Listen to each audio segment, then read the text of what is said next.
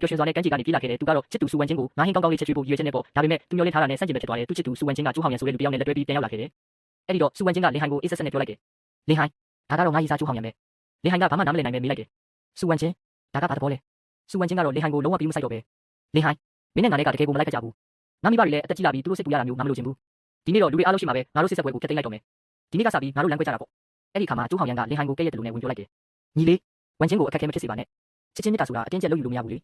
မင်းမကျေနပ်ရင်လည်းငါငွေပေးပြီးရော်ကြေးပေးမယ်တသိန်းလားနှစ်သိန်းလားမင်းလိုချင်တဲ့ပမာဏကိုသာပြောသူ့ရဲ့အထက်စီးဆန်တဲ့စကားတွေကြောင့်ပတ်ဝန်းကျင်ကလူတွေကပါလင်ဟိုင်ကိုဝိုင်းပြီးအထင်သေးကြတယ်လင်ဟိုင်ကတော့ဒေါသတကြီးနဲ့ညှင်းပယ်လိုက်တယ်ငါမင်းတို့ရဲ့ပတ်စံကိုမလိုချင်ဘူးကျိုးဟောင်ရန်ကလင်ဟိုင်ရဲ့ရဲရဲမှုကိုလှောင်ပြောင်ရင်းမေးလိုက်တယ်မင်းကတော်တော်တတိကောင်းတာပဲဒါဆိုမင်းဘာလိုချင်တာလဲလင်ဟိုင်ကတော့အတမမာနဲ့ပြန်ပြောလိုက်တယ်သူ့ပါဇက်ကနေပဲငါ့ကိုဆင်းရဲလို့လမ်းခွဲတာပါလို့ပြောခိုင်းချင်တာစူဝမ်ချင်းကတော့လင်ဟိုင်ကိုအမနာနဲ့ပဲမျက်နှာတစ်စရာတွေပြောချလိုက်တယ်ကောင်းပြီလေငါပြောမယ်မင်းကကြောက်ထွက်ပြီးကမ်းခြေမှာပဲအလုပ်လုပ်နေတဲ့သူမင်းကကိုဘယ်လိုများထောက်ပံ့ပေးနိုင်မှာလဲမင်းညီမကလည်းစေကူတာစီးလို့လေအဖွားကလည်းစေးဖို့လို့လေငါမင်းနဲ့လက်ထပ်ရင်ပြမနေပြီးဘာစားရမှာလဲအရင်ကတော့မင်းကိုသဘောကျခဲ့ပေမဲ့အခုတော့မဟုတ်တော့ဘူးဒါကမှားနေလို့လားလင်ဟိုင်ကသူမရဲ့စကားတွေကိုနားထောင်ရင်တင်းငင်စွာပဲတုတ်ပြန်လိုက်တယ်ကောင်းပြီငါမှဘာမှပြောစရာမရှိဘူးဒါပေမဲ့စူဝမ်ချင်းဒီနေ့မင်းပြောသွားတဲ့စကားတွေကိုမှတ်ထားလိုက်ပါမင်းဒီနေ့ငါ့ကိုအထင်သေးတယ်လို့နောက်တစ်နေ့ကျရင်မင်းငါ့ကိုလိုက်မိတော့မှာမဟုတ်ဘူးကျိုးဟောင်ရန်ကတော့လင်ဟိုင်ရဲ့စကားကိုရေမောပြီးကဲ့ရဲ့လိုက်တယ်ဟာဟာလိုက်မိမှာမဟုတ်ဘူးလေလားမင်းရုပ်ရှင်တွေကြည့်လို့နေတာလားမင်းမိဘတွေကလည်းပင်လယ်ထဲမှာပဲဆုံးသွားကြတာလေမင်းတို့မိသားစုကအမြဲတမ်းကျမ်းမာရေးမကောင်းကြဘူးမဟုတ်လားကျိုးဟောင်ရန်ကလင်ဟိုင်ကိုအထင်သေးတဲ့အကြောင်းတွေဆက်ပြောနေတော့မှပဲချမ်ဘူကဝင်သားလိုက်တယ်သူကလင်ဟိုင်ကိုနှစ်သိမ့်ရင်ပြောလိုက်တယ်ဒီလိုလူမျိုးအတွက်စိတ်မကောင်းဖြစ်ပါနဲ့မင်းမိဘတွေကရှိသေးရင်ဒီလိုမျိုးအခံရမှာမဟုတ်ဘူးလူတွေကဘာအတွက်အသက်ရှင်ကြတာလဲသိလားဂုံတိတ်ခါအတွက်ပဲလေမင်းမိဘတွေကလည်းသူတို့ကိုသူတို့တက်တည်ပြဖို့ပင်လယ်ထဲသွားပြီးအခုလိုဖြစ်ခဲ့ရတာအဲ့ဒီနောက်မှာလင်ဟိုင်တယောက်ထဲကြံခဲ့ချိန်မှာတော့သူ့ရဲ့ကံကြမ္မာကပြောင်းလဲတော့မှာပါသူကစိတ်ပြက်လက်ပြက်နဲ့ညှိညူလိုက်တယ်လင်ဟိုင်မင်းကတကယ်ကိုအသုံးမကျတဲ့စနစ်ပဲဒါပေမဲ့ရုတ်တရက်ပဲသူ့ရဲ့ကောင်းထဲမှာအတန်တစ်ခုကြားလိုက်ရတယ်ပင်လယ်နဲ့ဖျားစနစ်အောင်မြင်စွာချိတ်ဆက်ပြီးပါပြီစနစ်ကသူ့ကိုရှင်းပြတယ်ဒီစနစ်ကရှေ့ခေတ်ပင်လယ်နဲ့ဖျားတွေချန်ရစ်ခဲ့တဲ့အသိပညာတွေနဲ့ဖန်တီးထားတာပါမင်းကပင်လယ်နဲ့ဖျားရဲ့နှလုံးသားကိုထိမိတဲ့အတွက်ရွေးချယ်ခံကမ်းခြေရှာဖွေသူတယောက်ဖြစ်လာခဲ့ပြီလင်ဟိုင်ကစိတ်လှုပ်ရှားစွာနဲ့မေးလိုက်တယ်ဒါဆိုမင်းကငါ့ကိုဘာကူညီပေးနိုင်မလဲစနစ်ကပြန်ဖြေတယ်ပင်လယ်စာတွေကိုခွဲခြားပေးနိုင်မယ်ဒီရေကိုကြိုတင်ခံမှန်းပေးနိုင်မယ်ပြီးတော့ကမ်းခြေရှာဖွေခြင်းစွမ်းဆောင်ရည်ကိုမြင့်တင်ပေးနိုင်မယ်ဒါပေမဲ့အခုတော့မင်းအဆင့်ကသူ့ညပဲရှိသေးတယ်အဆင့်တွေတိုးဖို့ဆိုရင်တော့အစပြုသူတာဝန်ကိုပြီးအောင်လုပ်ရမယ်တာဝန်ကတော့ရုပ်ရှင်းပါလေမနက်ဖြန်ဒီရေကြချိန်မှာပင်လယ်စာတွေကိုစုဆောင်ပြီးတန်ဖိုးယွန်းတရားဖို့ရအောင်လုပ်ရမယ်စနစ်ကအချိန်စရာတွေကိုပါတွက်ချက်ပေးလိုက်တယ်မနက်၄နာရီမှာစတင်ဖို့အကြံပြုတယ်လင်ဟိုင်ကစနစ်ကိုမေးဖို့ထုတ်လိုက်တယ်မင်းကတကယ်ပဲနက်ဖျားလားစနစ်ကတော့တည်ငြိမ်စွာပဲငါကနက်ဖျားမဟုတ်ဘူးဤပညာရဲ့အထွတ်ထိပ်ပဲဒါပေမဲ့မင်းရဲ့နားလည်မှုအရတော့နက်ဖျားလို့သတ်မှတ်လို့ရပါတယ်လင်ဟိုင်ကတော့ပြတ်တက်တာပဲပြောလိုက်တယ်မင်းကဤပညာပဲဖြစ်ဖြစ်နက်ဖျားပဲဖြစ်ဖြစ်ငါညီမကိုစိတ်ကူပေးနိုင်ပြီးငါအဖွားကိုကောင်းကောင်းထားနိုင်ရင်မင်းကငါရဲ့နက်ဖျားပဲစနစ်ကချက်ချင်းပဲတုတ်ပြန်လိုက်တယ်တာဝန်ကိုမှတ်တမ်းတင်ပြီးပါပြီမိသားစုပြန်လဲထူထောင်ရေးတာဝန်ကိုစတင်လိုက်ပါပြီစနစ်ကပတ်ဝန်းကျင်ကိုစတင်ဖတ်ပြီးလင်ဟိုင်ကိုလမ်းညွှန်ပေးတယ်အခုပင်လယ်စာ24မျိုးကိုတွေ့ရှိထားတယ်ဒီနေရာတွေကိုမှတ်သားထားပြီးပြီလင်ဟိုင်ကစနစ်ပြောတဲ့အတိုင်းလိုက်ရှာလိုက်တယ်ရောက်သွား8ခုတန်ဖိုးယွမ်10နှစ်ဖိုးလောက်ရှိမယ်အဲ့ဒီနောက်မှာတော့အပြာရောင်ကနန်းတစ်ကောင်ကိုတွေ့သွားတယ်အလေးချိန်9လမ်းလောက်ရှိပြီးတန်ဖိုးယွမ်28ဖိုးလောက်ရှိတယ်စနစ်ကအမိတ်ပေးတယ်သူ့ရဲ့နောက်ကနေချင်းကပ်ပြီးအခွင့်ရဲ့အလဲကိုဖိထားလိုက်ပါလင်ဟိုင်ကစနစ်ရဲ့လမ်းညွှန်ချက်အတိုင်းတိကျစွာလှုပ်ဆောင်လိုက်တယ်သူ့ရဲ့တာဝန်ပြင်းပြမှုက89%ကိုရောက်သွားပြီဆက်ပြီးရှာဖွေတဲ့အခါတဲရောက်10မီတာလောက်မှာနောက်ထပ်တစ်စီးတစ်ခုကိုထပ်တွေ့တယ်ဒါကပင်လယ်စုကောင်ပဲတန်ဖိုးကယွမ်35ဖိုးလောက်ရှိမယ်ဒီလိုနဲ့ပဲလင်ဟိုင်ရဲ့တာဝန်ကအောင်မြင်သွားခဲ့တယ်စနစ်ကဆုလက်တွေကိုကြီးမြင့်လိုက်တယ်အခြေခံခွဲခြားသိမြင်နိုင်စွမ်းရရှိသွားပါပြီပင်လယ်စာရဲ့အရေးသွေးနဲ့တန်ဖိုးကိုအခုဆိုရင်အလိုလျောက်မြင်ရတော့မယ်အပိုးစုအနေနဲ့ဒီရေစွမ်းအင်200နဲ့အစပြုသူလက်ဆောင်အိတ်ကိုပေးအပ်လိုက်တယ်အဲ့ဒီထဲမှာတော့လက်အိတ်ပတ်စံအိတ်လိုကီအဆောင်လက်ဖွဲ့တွေအပါအဝင်ကမ်းခြေရှာဖွေနိုင်စွမ်းကို300%တိုးမြင့်ပေးတဲ့အကျိုးကျေးဇူးတွေပါဝင်နေပါတယ်စနစ်ရဲ့ဆိုင်လေးမှာပစ္စည်းအသစ်တွေရောက်နေပြီဒီရေစရာကိုဝယ်လိုက်ရင်နောက်92နာရီအတွင်းဒီရေအခြေအနေကိုကြိုသိနိုင်မယ်ဒါအပြင်ပိုကောင်းတဲ့ငါးစာတွေနဲ့တူလောင်တက်တာတွေလည်းရှိသေးတယ်လင်ဟိုင်ကစွမ်းအင်100သုံးပြီးဒီရေစရာကိုဝယ်လိုက်တယ်အခုဆိုရင်ဒီနေ့နဲ့နောက်2ရက်စာဒီရေအမြင့်ဆုံးနဲ့အနည်းဆုံးအချိန်တွေကိုသူအတိအကျသိသွားပြီသူကမ်းခြေကနေပြန်လာတော့ရွာသားတွေကသူ့ရဲ့ဖမ်းမိလာတဲ့ပင်လယ်စုကောင်ကိုမြင်ပြီးအံ့ဩသွားကြတယ်ဟေ့ကောင်လေးဒီလောက်ကြီးတဲ့ပင်လယ်စုကောင်ကိုပြန်မသွားရှာတာလေတစ်စီကြောက်ဆောင်ဖက်မှာလေဒီမနေ့ပဲဖမ်းလာတာလို့သူကတင်းငင်စွာပြန်ဖြေလိုက်တယ်အဲ့ဒီအချိန်မှာပဲအနီးနားကပမောက်ကလေးဆိုသူကစိတ်ဝင်စားနေဝယ်ယူကိုကမ်းလှမ်းလာတယ်သူကပင်လယ်ခီးမျိုးစိတ်တွေကိုလေ့လာနေသူဖြစ်ပြီးရှားပါတဲ့ပင်လယ်ထွက်ပစ္စည်းတွေကိုရှာဖွေနေတာပါစနစ်ကတော့လင်ဟိုင်ကိုတတိပေးစကားပြောလိုက်တယ်ကျေးဇူးတင်စရာမလိုပါဘူးဒါကမင်းရဲ့ကြိုးစားမှုအတွက်ရတဲ့ရထိုက်တာပါဒါပေမဲ့မှတ်ထားပါစနစ်ဆိုတာကိရိယာတစ်ခုပဲမင်းရဲ့ကံကြမ္မာကိုတကယ်ပြောင်းလဲနိုင်သူကမင်းကိုယ်တိုင်ပဲဖြစ်တယ်ဒီစကားတွေကလင်ဟိုင်ရဲ့စိတ်ဓာတ်ကိုပိုတက်ကြွစေတယ်အိမ်ပြန်ရောက်တော့သူ့ညီမလင်မိုကဝမ်းသာအားရကြိုးဆိုလိုက်တယ်လင်ဟိုင်ကဒီနေ့ရလာတဲ့ငွေတွေကိုညီမလေးစီပေးပြီးစစ်ဖို့အတွက်တင်ထားခိုင်းတယ်အကိုဒီငွေတွေကိုမယူပါဘူးအခုအတွက်ပဲတင်ထားလိုက်ပါလို့လင်မိုကညင်းပေမဲ့သူကတော့ညီမလေးကျမကြီးအတွက်ပဲဦးစားပေးဖို့ခိုင်းခိုင်းမှပြောလိုက်တယ်နောက်တနေ့မနေ့စောစောမှာပဲလင်ဟိုင်စီကန်းကိုရောက်သွားတယ်သူ့ညီမရဲ့ဆေးဝါးတွေကဈေးကြီးလုံးလို့အခြားနေရာမှာဈေးသက်သာမလားဆိုပြီးဒေါက်တာဝန်ကိုလာမေးတာပါဒေါက်တာဝန်ကဒီဆေးကတပူးကိုယွမ်300ကျော်တယ်တခါခုရင်၄ခုလိုတယ်အသက်တာဆုံးကတော့မျိုးကြီးကလက်ကားဆေးမှာဝယ်ရပဲဒါပေမဲ့ဆရာဝန်လက်မှတ်လိုလိမ့်မယ်လို့ရှင်းပြတယ်ဒေါက်တာဝန်ကငွေချေးပေးမယ်လို့ကမ်းလှမ်းပေမဲ့လင်ဟိုင်ကတော့ကိုအားကိုပြီးရှာဖွေဖို့ပဲဆုံးဖြတ်လိုက်တယ်လမ်းမှာစနစ်ကသူ့ကိုမေးခွန်းထုတ်တယ်ဒီပင်လယ်ထဲမှာအဖို့တန်ဆုံးရာကဘာလဲသိလားပင်လယ်ထဲမှာအဖို့တန်ကားကြီးတွေပစုံကြီးတွေရှိပေမဲ့ရှာတွေ့ဖို့ကခဲရင်နေဒါပေမဲ့လင်ဟိုင်ရဲ့ကံကောင်းခြင်းအညွန့်ကိန်းကတဖြည်းဖြည်းတိုးတက်နေပြီးရုတ်တရက်ပဲစနစ်ကအချက်ပေးတန်ထွက်လာတယ်တတိပေးချက်ပုံမှန်မဟုတ်တဲ့စွမ်းအင်လိုင်းတွေကိုတွေ့ရှိတယ်အရှိမြောက်ဖက်မီတာ200အကွာမှာပင်လယ်နဲ့ဖျားရဲ့ရတနာတစ်ခုရှိနေနိုင်တယ်လင်ဟိုင်လည်းချက်ချင်းပဲတစ်စီကြောက်ဆောင်ရဲ့အရှိမြောက်ဖက်ကိုသွားလိုက်တယ်လမ်းတစ်လျှောက်မြေပြင်နေထားကခက်ခဲပေမဲ့သူတတိထားပြီးရှောက်သွားတယ်ရေအိုင်ထဲမှာတစ်ခုခုကိုတွေ့လိုက်ရလို့စနစ်ကိုစတင်ဖက်ခိုင်းလိုက်တယ်ခွဲခြားသိမြင်မှုရလက်ကြောက်ဖားငါးကြီးတစ်ကောင်အလျား45စင်တီမီတာအလေးချိန်3ကီလိုကျော်ရှိတယ်ဈေးကွက်ပေါက်ဈေးယွမ်1200ကနေ1800ကျရှိမယ်လက်ထဲကကြောက်ဖားငါးကြီးကိုကြည့်ပြီးလင်ဟိုင်စဉ်းစားနေမိတယ်ဒီငါးကိုဘယ်သူစီရောင်းရမလဲစိတ်ကန်းကငါးဝယ်သူတွေကိုရောင်းရင်ဈေးနှိမ်ခံရမှာတေးချတယ်ရွာတွေကစားတောက်ဆိုင်ကလည်းဒီလောက်တမိုးကြီးတဲ့ငါးကိုဝယ်နိုင်မှာမဟုတ်ဘူးအဲ့ဒီတော့သူပမောက်ကလီကိုဖုန်းဆက်လိုက်ဖို့ဆုံးဖြတ်လိုက်တယ်ဟယ်လိုပမောက်ကလီလာပြကျွန်တော်လင်ဟိုင်ပ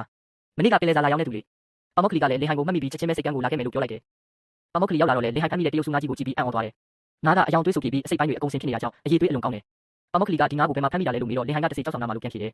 ်ပမောက်ကလီကလည်းသူ့ဒေသနာအတွက်ဒီငါးကိုဝယ်ချင်တာကြောင့်ဈေးနှုန်းအနေနဲ့ယွမ်1800ပေးမယ်လို့ကမ်းလှမ်းလိုက်တယ် ငါကလုပ်ငန်းရှင်မဟုတ်ပေမဲ့မင်းရဲ့ဒီရှားပါတဲ့ငါအတွက်ဒီဈေးပေးဝင်မယ်မင်းသဘောတူလားလင်ဟိုင်လဲဝမ်းသာအားရသဘောတူလိုက်တယ်ပါမောက္ခလီကလင်ဟိုင်ရဲ့အရေးချင်းကိုသဘောကျပြီးနောက်ထပ်ရှားပါတဲ့တရဝါတွေတွေ့ရင်တိုက်ရိုက်ဆက်သွယ်ဖို့မှာလိုက်တယ်ပြီးတော့အဆက်အသွယ်လွယ်ကူအောင်သူတုံးနေတဲ့ဖုန်းဟောင်းလေးကိုပါလင်ဟိုင်ကိုလက်ဆောင်ပေးလိုက်တယ်ဒီဖုန်းကိုယူထားလိုက်ပါပတ်ဆိုင်ရတဲ့အချိန်ကျမှပြန်ပေးပါအဆင်ပြေပါတယ်ပါမောက္ခလီနဲ့ခွဲပြီးနောက်လင်ဟိုင်စိတ်ကမ်းမှရှိနေတော့ကျိုးဟောင်ရန်နဲ့ဆုံမိတယ်ကျိုးဟောင်ရန်ကလင်ဟိုင်ကိုအထင်သေးတဲ့အကြီးနဲ့လာစားတယ်ဟေးကောင်ဒီနေ့ဘာတွေရောင်းရပြန်ပြီလဲ90 100လောက်ရရလားလင်ဟိုင်ကတော့အေးစစ်စစ်ပဲပြန်ပြောလိုက်တယ်ဒီနေ့တော့ငါယွန်း1800ကိုရောင်းလိုက်ရတယ်မင်းတရုတ်စုငါကြီးကိုမြင်ဘူးလားကျိုးဟောင်ရန်မျက်နှာတက်သွားချိန်မှာပဲလင်ဟိုင်ရဲ့စနစ်ကအချက်ပေးတန်ထွက်လာတယ်တတိပေးချက်ရှားပါတတော်ကိုဖမ်းမိလို့စွမ်းရည်900ရရှိပါတယ်စနစ်ရဲ့အဆင့်တက်သွားပြီးအလုတ်တင်တန်တာတီဆိုတဲ့ပွဲကိုရသွားတယ်အဲ့ဒီအပြင်ကန်ကောင်းချင်းအညွန့်ကိန်းတွေလည်းတက်လာပြီးနောက်ထပ်အခွင့်အရေးတွေပွင့်လာတယ်လင်ဟိုင်လည်းဒီသတင်းကောင်းကိုအိမ်ကအဖွားနဲ့ညီမလေးကိုပြောပြဖို့အမြန်ပြန်လာခဲ့တယ်ဒီနေ့ကစပြီးသူတို့ရဲ့ဘဝတွေတိုးတက်လာတော့မှာပဲအိမ်ရောက်တော့ညီမလေးလင်မိုကငါကြီးကိုမြင်ပြီးအံ့ဩသွားတယ်အကိုတကယ်ပဲငါကြီးဖမ်းမိလာလားအယောင်တွေကရောင်စုံမဲ့အရန်လာတာပဲလင်ဟိုင်ကညီမလေးကိုတက်လာရင်အတူတူလိုက်ဖို့မယ်လို့ကတိပေးလိုက်တယ်ညရောက်တော့လင်ဟိုင်စနစ်ထဲကအကောင်းဆုံးပိုက်ကွန်ကိုစွမ်းရည်300ပြီးဝယ်လိုက်တယ်ပြီးတော့ညီမလေးရဲ့ဆေးဝါးတွေဝယ်ဖို့ဒေါက်တာဝန်စီသွားလိုက်တယ်ဒေါက်တာဝန်ကဆေးတစ်မျိုးကိုယွန်း1200ကျော်ပေးရမယ်လို့ပြောတော့လင်ဟိုင်ကမျက်နှာမတက်ပဲဝယ်လိုက်တယ်ရွာသားတွေကလည်းလင်ဟိုင်ဒီလောက်ငွေတွေဘယ်ကရလဲလို့အံ့ဩနေကြတယ်နောက်တနေ့မနက်မှာစနစ်ကနောက်ထပ်အချက်ပေးပြန်တယ်ဒီနေ့ကဒီရက်တက်တဲ့နေ့ကိုကန်ကောင်းမှုအခွင့်အရေးပုံများတယ်စနစ်ကအရှိတောင်ကန်မီတာ80ကွာမှာထူးခြားတဲ့စွမ်းအင်လိုင်းတွေကိုထပ်တွေ့ပြန်တယ်စနစ်ကစက်ကင်ဖတ်ပြီးတဲ့နောက်လင်ဟိုင်ကိုပြောပြတယ်မြေအောက်မှာအရှိ30စင်တီမီတာကျော်တဲ့ဓာတ်ရှိပုံစံ Q ကြီးတွေအများကြီးရှိနေတယ်ဒီ Q တွေကအလွန်ရှားပါပြီးတန်ဖိုးကြီးတဲ့ Q မျိုးတွေပဲဖြစ်တယ်စနစ်ရဲ့အကူအညီနဲ့လင်ဟိုင်တယောက်ရှားပါတဲ့ဓာတ်ရှိပုံစံ Q ကြီးတွေကိုစက်တိုက်ဖော်ထုတ်နေတယ်ဒီ Q တွေကဇန်စီဝမ်မျိုးမှာတောင်ရှားပါပြီးစုစုပေါင်းတန်ဖိုးကယွန်း220လောက်ရှိတယ်စနစ်ကနောက်ထပ် Q 25ကောင်လောက်ကျန်သေးတယ်လို့ညွှန်ပြနေပြီးအရန်ကြီးမထုတ်ယူဖို့နဲ့ပတ်ဝန်းကျင်ကိုမပျက်စီးစေဖို့လည်းတတိပေးထားတယ်ဒီအချိန်မှာပဲရွာသားချမ်းဖို့ရောက်လာပြီးလင်ဟိုင်ရဲ့ရလက်ကိုမြင်တော့အံ့အားသင့်သွားတယ်ဟေးလင်ဟိုင်ဒီနေ့တော့အတော်လေးကိုအောင်မြင်နေပါလားလင်ဟိုင်ကလည်းဂုဏ်ယူစွာနဲ့ပြန်ဖြေလိုက်တယ်ဟုတ်ကဲ့ဒီမှာကြည့်ပါဦးဒါကဓာတ်ရှိ Q ပြင်ပဲချမ်းဖို့က Q ရဲ့အရွယ်စားကိုကြည့်ပြီးအံ့ဩသွားတယ်ဒါက14 15စင်တီမီတာလောက်ရှိမယ်အရင်ကတော့မြင်မှုပြင်မဲ့အခုနောက်ပိုင်းတော့တော်တော်လေးရှားသွားပြီလင်ဟိုင်ကတော့အချိန်မဆိုင်ပဲဈေးကွက်စီသွားပြီးရောင်းချလိုက်တယ်လူတွေကလည်းအဲ့ဒီ Q ကြီးတွေကိုမြင်တော့ဒါဓာတ်ရှိ Q ပြင်ပဲဒီလိုအရွယ်စားမျိုးမတွေ့ရတာကြာပြီအသားတွေလည်းအများကြီးပဲဖြစ်ရမယ်ဈေးတဲ့တယောက်ကလင်ဟိုင်ကိုဈေးမိတော့သူကတကောင်ကိုရွှန်8ကျပ်လို့ပြောလိုက်တယ်ဈေးတဲ့ကဈေးကြီးတယ်လို့ပြန်ပြောပေမဲ့လင်ဟိုင်ကဒီအရွယ်စားဆိုရင်အပြင်မှာရွှန်35ကျပ်လောက်ပေးရမှာလို့တုံ့ပြန်လိုက်တော့နောက်ဆုံးမှာတော့အကုန်လုံးကိုဝယ်ယူသွားခဲ့တယ်ဒီလိုနဲ့လင်ဟိုင်ငွေတွေအများကြီးရနေတာကိုရွာထဲမှာသတင်းပြန်သွားတယ်ဒါပေမဲ့သူ့ရဲ့ရံပတ်ဟောင်းစုဝင်ချင်းကတော့လင်ဟိုင်စီရောက်လာပြီးတောင်ပြောင်စကားတွေဆိုပြန်တယ်ကန်ကောင်းတာကတော့တစ်ခါပဲဖြစ်မှာပါဒီလိုကန်းချီရှောက်ဖွေတာမျိုးကဘယ်တော့မှအမြဲတမ်းလုပ်လို့ရတဲ့အလုပ်မျိုးမဟုတ်ဘူးသူမကလင်ဟိုင်ကိုဂုဏ်ယူဖို့တတိပေးပြီးငွေရတာကကန်ကောင်းလို့တာဖြစ်ကြောင်းလင်ဟိုင်ရဲ့ကိုပိုင်ရေးချင်းမဟုတ်ကြောင်းနဲ့တိုက်ခိုက်ပြောဆိုတယ်လင်ဟိုင်ကတော့ဒီတစ်ခါမှာတော့တိမခံတော့ပဲပြန်ပြီးတုံ့ပြန်လိုက်တယ်ငါဘာမှမဟုတ်တာမှန်ပေမဲ့မင်းကရောဘာလို့အမြဲတမ်းငါစီလာပြီးတောင်ပြောင်နေရတာလဲငါညီမအတွက်ဆေးဖို့ရှာတယ်အိမ်အတွက်ကြိုးစားတယ်ဒါကငါဘဝပဲမင်းတို့ကငါ့ကိုအမြဲတမ်းအထင်သေးနေတာပဲစုဝင်ချင်းပြန်သွားပြီးတဲ့နောက်လင်ဟိုင်တယောက်စဉ်းစားမိသွားတယ်ကန်ကြမဆိုတာအမြဲတမ်းအကူလို့မရဘူးစနစ်ကလည်းလင်ဟိုင်ရဲ့အတွေ့ကိုထောက်ခံပြီးကန်တရားကိုအရေးချင်းအဖြစ်ပြောင်းလဲဖို့နဲ့စွမ်းရည်တွေစုဆောင်းပြီးဈေးကွက်ချက်လက်စနစ်ကိုဖွင့်ဖို့အကြံပေးလိုက်တယ်စနစ်ရဲ့လိုအပ်ချက်ကစွမ်းရည်900ဖြစ်ပြီးအခုလင်ဟိုင်မှာ460ရှိနေပြီဒီအချိန်မှာပဲသူ့ရဲ့အတော်ဖြစ်သူရောက်လာပြီးလင်ဟိုင်အခုတလောငါဖမ်းတာအဆင်ပြေနေတာကိုကြားပြီးမနာလိုဖြစ်နေတဲ့ပုံစံမျိုးနဲ့စကားစမြည်ပြောလာတယ်ဟေးလင်ဟိုင်မင်းဒီရပိုင်းတော့အတော်လေးကိုကန်ကောင်းနေပါလားငါကြီးတွေလည်းဖမ်းမိတယ်ဓာတ်ရှိ Q တွေလည်းရတယ်ဆိုလင်ဟိုင်ကတော့ရိုးရိုးသားသားပဲပြန်ဖြေပေမဲ့အတော်ဖြစ်သူကသူ့ရဲ့စကားလုံးတွေနောက်ွယ်မှာတခုခုကိုလိုချင်နေတဲ့ပုံနဲ့စကားလမ်းကြောင်းတွဲလာတယ်မင်းအဖေနဲ့အမေမရှိတော့တာကြာပြီငါတို့ကဆွေမျိုးတွေပဲလေမင်းအဆင်ပြေနေတဲ့အချိန်မှာကိုယ်ဆွေမျိုးတွေကိုမမေ့တင်ဘူးပေါ့ဟုတ်တယ်မဟုတ်လားအဲ့ဒီအချိန်မှာပဲအတော်ဖြစ်သူကအိမ်ရှိကိုရောက်လာပြီးလင်ဟိုင်ကိုလှမ်းခေါ်လိုက်တယ်သူမကလင်ဟိုင်ဒီရပိုင်းတွင်မှာအရန်ကန်ကောင်းနေတာကိုကြားထားပုံရတယ်ဟေးလင်ဟိုင်မင်းဒီရပိုင်းတော့တကယ်ကိုကန်ကောင်းနေပါလားငါကြီးတွေလည်းဖမ်းမိတယ်ဓာတ်ရှိ Q တွေလည်းရတယ်ဆိုအဲ့ဒီပစုံလုံးကြီးတွေကလည်း1000 2000လောက်ရတယ်ဆိုတာဟုတ်လားလို့မေးခွန်းထုတ်လာတယ်လင်ဟိုင်ကတော့ရိုးရိုးသားသားပဲကန်ကောင်းလို့ပါလို့ပြန်ဖြေပေမဲ့အတော်ဖြစ်သူကလုံးဝမယုံဘူးရွာတွေကတခြားသူတွေတစ်လုံးငါဖမ်းနေတာတော့ဒီလောက်မရဘူးလို့ပြောပြီးသူ့ကိုဆွဆွဲလာတယ်မင်းကကြောက်ထွက်ပြီးပြန်လာတာမှမကြသေးဘူးအခုတော့ပစုံတွေ Q တွေနဲ့တကယ်ကိုအဆင်ပြေနေပြီပေါ့လင်ဟိုင်အတော်ကိုအမှန်တိုင်းပြောစမ်းပါဦးမင်းမတနေရာမှာလှုပ်ဝက်တဲ့နေရာကောင်းတစ်ခုခုရှိနေတာလားလင်ဟိုင်ကအတော်ကိုတားဖို့ကြိုးစားပေမဲ့သူမကတော့စကားကိုအတင်းဆက်ပြောနေတယ်ငါ့ကိုလိမ်ဖို့မကြိုးစားနဲ့အရင်ကဆိုမင်းတနေ့ကို90လောက်ပဲရှာနိုင်တာအခုတော့တနေ့ကို1000နဲ့ချီပြီးရှာနိုင်နေပြီမင်းမတခုခုတော့လှုပ်ဝက်ချက်ရှိရမယ်အဲ့ဒီနောက်တော့သူမကစကားကိုအလှည့်ပြောင်းပြီးမိသားစုအကြောင်းကိုဆွဲထုတ်လာတယ်လင်ဟိုင်အတော်ပြောတာကိုစိတ်မဆိုးပါနဲ့မင်းအဖေနဲ့အမေကလည်းစောစောစီးစီးဆုံးသွားကြတယ်အိမ်မှာကျန်တာကအဖွားနဲ့ညီမလေးပဲရှိတော့တယ်ငါတို့ကဆွေမျိုးတွေပဲလေအခုမင်းအဆင်ပြေနေတဲ့အချိန်မှာကိုယ်ဆွေမျိုးတွေကိုမေးထားလို့မရဘူးလေဟုတ်တယ်မဟုတ်လားလင်ဟိုင်လည်းစိတ်မရှိတော့တဲ့အတွက်တိုက်ရိုက်ပဲမိလိုက်တယ်အတော်လူချင်တာကိုတိုက်ရိုက်ပဲပြောလိုက်ပါတော့အဲ့ဒီတော့မှအတော်ဖြစ်သူကသူမရဲ့ရွေးချက်ကိုထုတ်ပြောတော့တယ်ကိစ္စကတော့ဒီလိုပါမင်းဝမ်းကွဲလင်ထောင်းလေသူပြင်မှာအလုပ်လုပ်ရတာမလွယ်ဘူးဆိုတာမင်းလည်းသိမှာပါအတော်ဖြစ်သူကတော့လင်ဟိုင်တစ်လောက်ကိုရွှန်3000ကနေ9000လောက်ပဲရတာကိုအဖြစ်တင်ပြီးသူ့သားလင်ထောင်းကိုပါခေါ်တော့ဖို့တိုက်တွန်းလာတယ်သူမကလင်ဟိုင်ကိုအမနာပါဘူးမင်းမအဆက်တွေရှိရင်မင်းညီကိုဝမ်းကွဲကိုကူညီတင်တာပေါ့သူကငယ်သေးတယ်ဆင်းရဲဒုက္ခကိုခံနိုင်ရရှိတယ်နှစ်ယောက်သားတူတူသွားပြီးအချင်းချင်းဆောက်ရှောက်ကြပေါ့လင်ဟိုင်ကတော့သူ့ကိုယ်တိုင်တော့လမ်းပြောင်းနေတဲ့အကြောင်းဘသူ့ကိုမှကူညီနိုင်တော့တဲ့အဆက်တွေမျိုးမရှိကြောင်းရှင်းပြတယ်ဒါပေမဲ့အတော်ဖြစ်သူကတော့မကျေနပ်ဘူးမင်းအခုရှာတွေ့ထားတဲ့ Q ရင်းကမစိုးဘူးလေလင်ထောင်းကိုအဲ့ဒီနေရာကိုခေါ်သွားပြီးအလုပ်လုပ်ခိုင်းလိုက်ပေါ့လင်ဟိုင်ကတော့အဲ့ဒီနေရာကကန်ကောင်းလို့ရှာတွေ့တာဖြစ်ကြောင်းနောက်တစ်ခါသွားရင်ရှိချင်မှရှိတော့မှလို့ရှင်းပြတယ်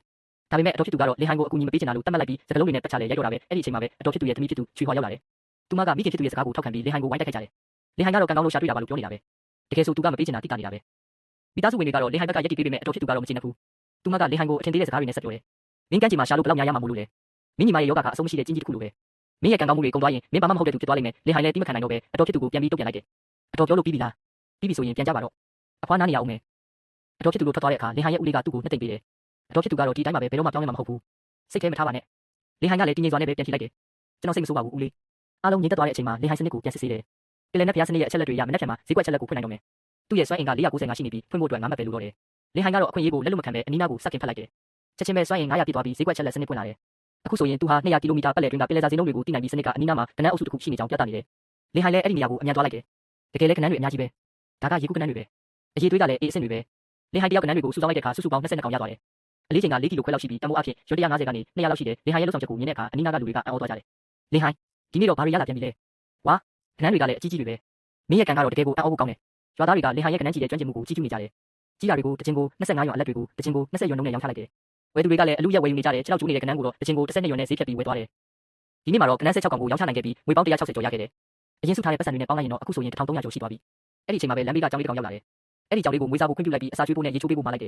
်ဒီနေ့အတွက်စုစုပေါင်းဝင်ငွေက210ရွာဖြစ်ပြီးဒီရေစွမ်းအင်ကတော့25မှတ်တိုးလာလို့စုစုပေါင်း928မှတ်ဖြစ်သွားပြီးဈေးကွက်အချက်လက်စနစ်လည်းပွင့်လာပြီးမှသူစစ်ဆေးကြည့်လိုက်တယ်မြို့တော်မှာရောက်ရင်အမျက်ကိုရနိုင်ပေမဲ့အချိန်ကုန်ပြီးခီးစည်းတွေတက်နိုင်တာမို့အရင်နေ့အရင်စုဖို့လိုသေးတဲ့စနစ်ရဲ့အချက်လက်တွေကမနက်9နာရီတိုင်းအလိုလျောက်အပ်ဖြစ်ပြီး200ကီလိုမီတာပတ်လည်ထိရှာဖွေနိုင်တယ်နောက်ထပ်အဆင့်မြင့်ဖို့ကတော့အဆင့်နှစ်ကိုရောက်ဖို့လိုအပ်နေသေးတယ်ဒီနို့အတိုင်းဆိုရင်နောက်ထပ်10ရက်လောက်ကြိုးစားရအောင်မယ်အဲ့ဒီအချိန်မှာပဲလင်မိုရောက်လာပြီးလင်ဟိုင်နဲ့အလုပ်တွဲလုပ်ဖို့ကန့်လန့်လာတယ်လင်မိုကအလုပ်ကိုခွဲလုပ်ဖို့အဆိုပြုတယ်ငါကခဏန်းထောင်ချောက်တွေထောင်မယ်မင်းကနေရာရှာပေးပြီးရင်ပစ္စည်းတွေကိုငါတင်ပို့ပေးမယ်အမျက်ကိုတော့မင်းက60ငါက40ယူကြတာပေါ့လင်မိုကသူ့အခြေအနေကိုဖွင့်ပြောပြတ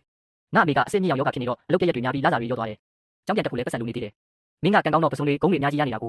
လင်ဟိုင်စနစ်ကိုစစ်ဆေးကြည့်တော့စနစ်အကြောင်းကိုတခြားသူကိုပြောပြလို့မရပေမဲ့စနစ်ကပြတဲ့အချက်လက်တွေကိုတော့ပြောပြခွင့်ရှိတယ်လင်ဟိုင်လည်းသဘောတူလိုက်ပေမဲ့အမျက်ကိုတော့ညှက်တအောင်ခွဲဖို့ပြောလိုက်တယ်ငါတို့ကငယ်တငယ်ချင်းတွေပဲညှက်တအောင်ခွဲကြတာပေါ့မိမိသားစုအတွက်လည်းလိုအပ်တာတွေရှိမှာပဲငါတို့လည်းအဆင်ပြေပါတယ်လင်ဟိုင်ကအရှိဘက်ကလေကွင်းဧရိယာကိုရွေးပေးလိုက်တယ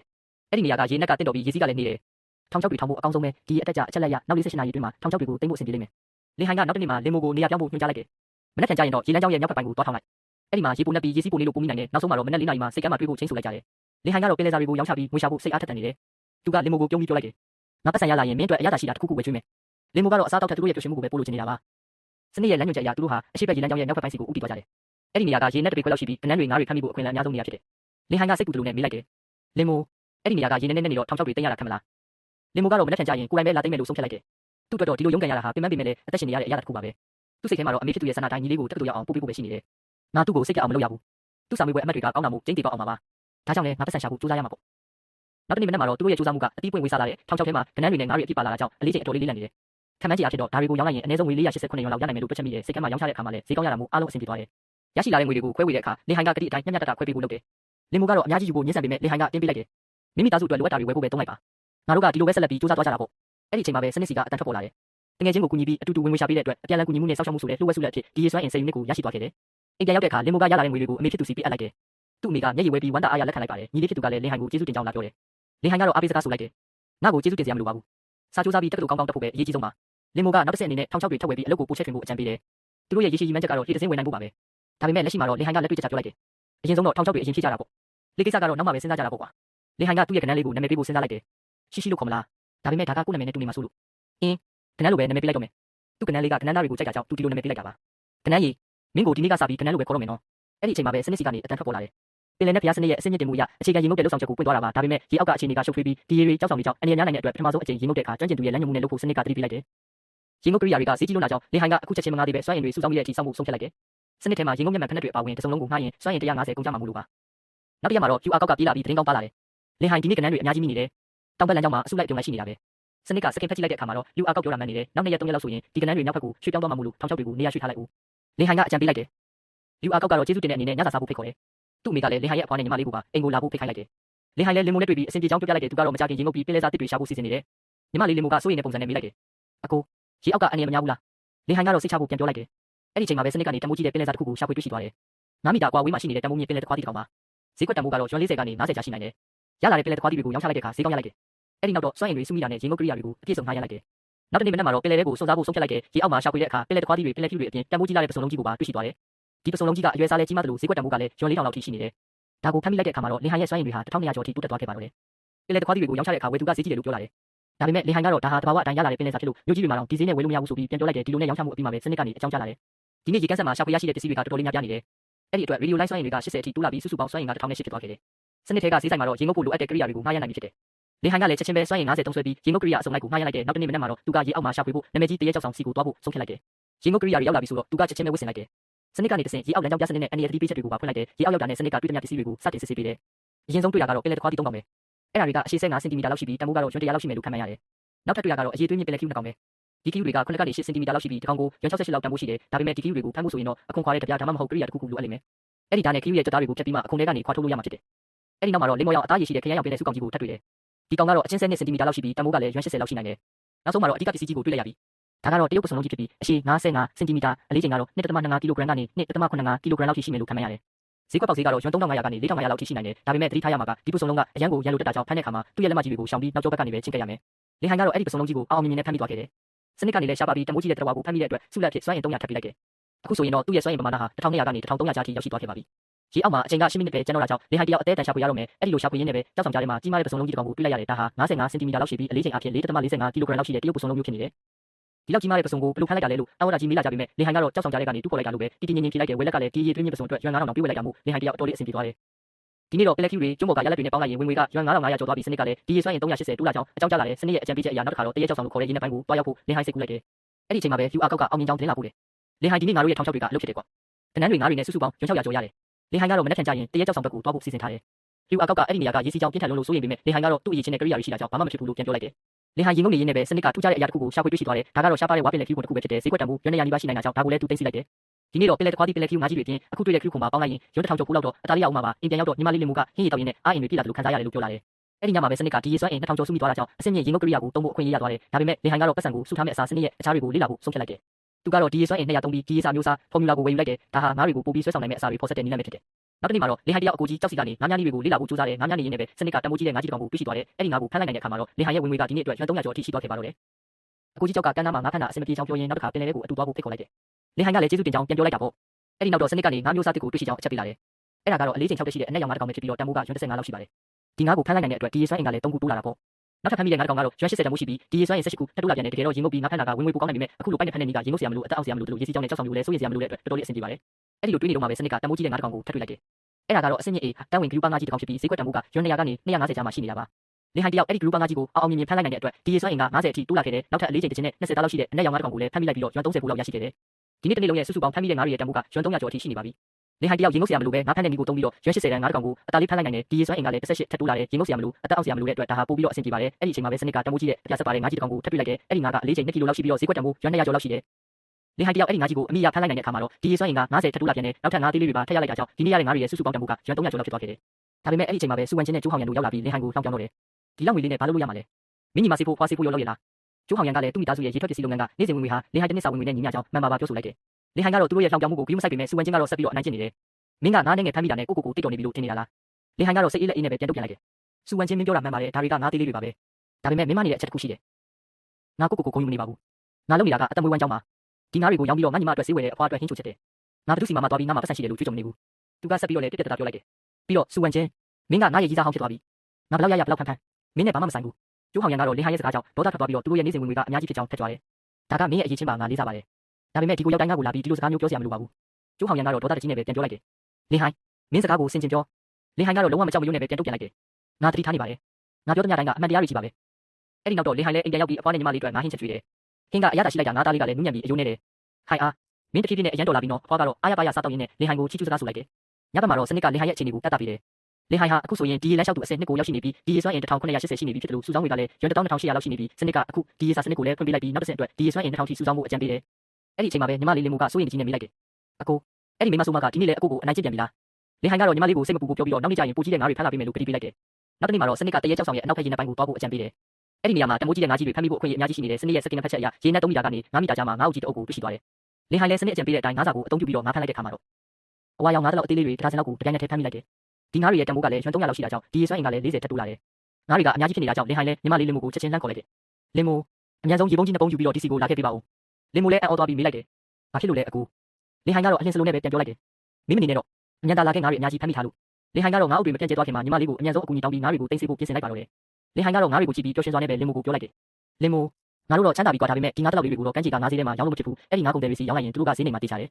ယ်ဒါကြောင့်လင်ဟိုင်ကသူတို့ရွာကနေဝေးတဲ့မြို့နယ်တွေကစားတောက်ဆိုင်တွေစီတွားရောက်ဖို့ဆုံးဖြတ်လိုက်တဲ့မြို့နယ်ကိုရောက်ဖို့3မိနစ်ဆိုင်ကနဲ့2နာရီလောက်မောင်းရမယ်ဆိုပေမဲ့လင်ဟိုင်ကတော့အဆင်ပြေတယ်လို့ပဲတွေးထားလိုက်တယ်လင်ဟိုင်ကစနစ်ကိုလည်းစိတ်ထဲကနေကျေးဇူးတင်လိုက်တယ်ဒီနေ့ငါအုပ်ကြီးဖမ်းမိတာစနစ်ရဲ့အကူအညီကြောင့်မဟုတ်လာ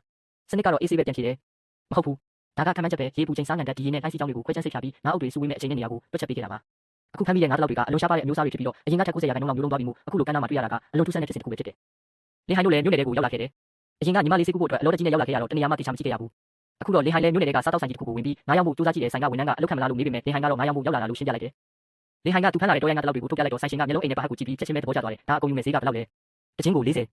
40ဆိုတာဈေးကြီးလုံးနဲ့35ပဲပေးမယ်လင်ဟိုင်ကလည်းဒီလိုအရေးသွေးမျိုးကတခြားပင်နေရာမှာမရနိုင်ကြောင်းရှင်းပြလိုက်တယ်နောက်ဆုံးမှာတော့ဆိုင်ရှင်ကျိုးဟောင်ရန်ကသဘောတူလိုက်ပြီးငါးတွေအားလုံးကိုဝယ်ယူလိုက်တယ်လူငယ်လေးနောက်လေဒီလိုငါးမျိုးတွေရရင်ငါစီပဲလာခဲ့တော့ငါကရွှေရွှဲစားတောက်ဆိုင်ရဲ့ပိုင်ရှင်ပဲ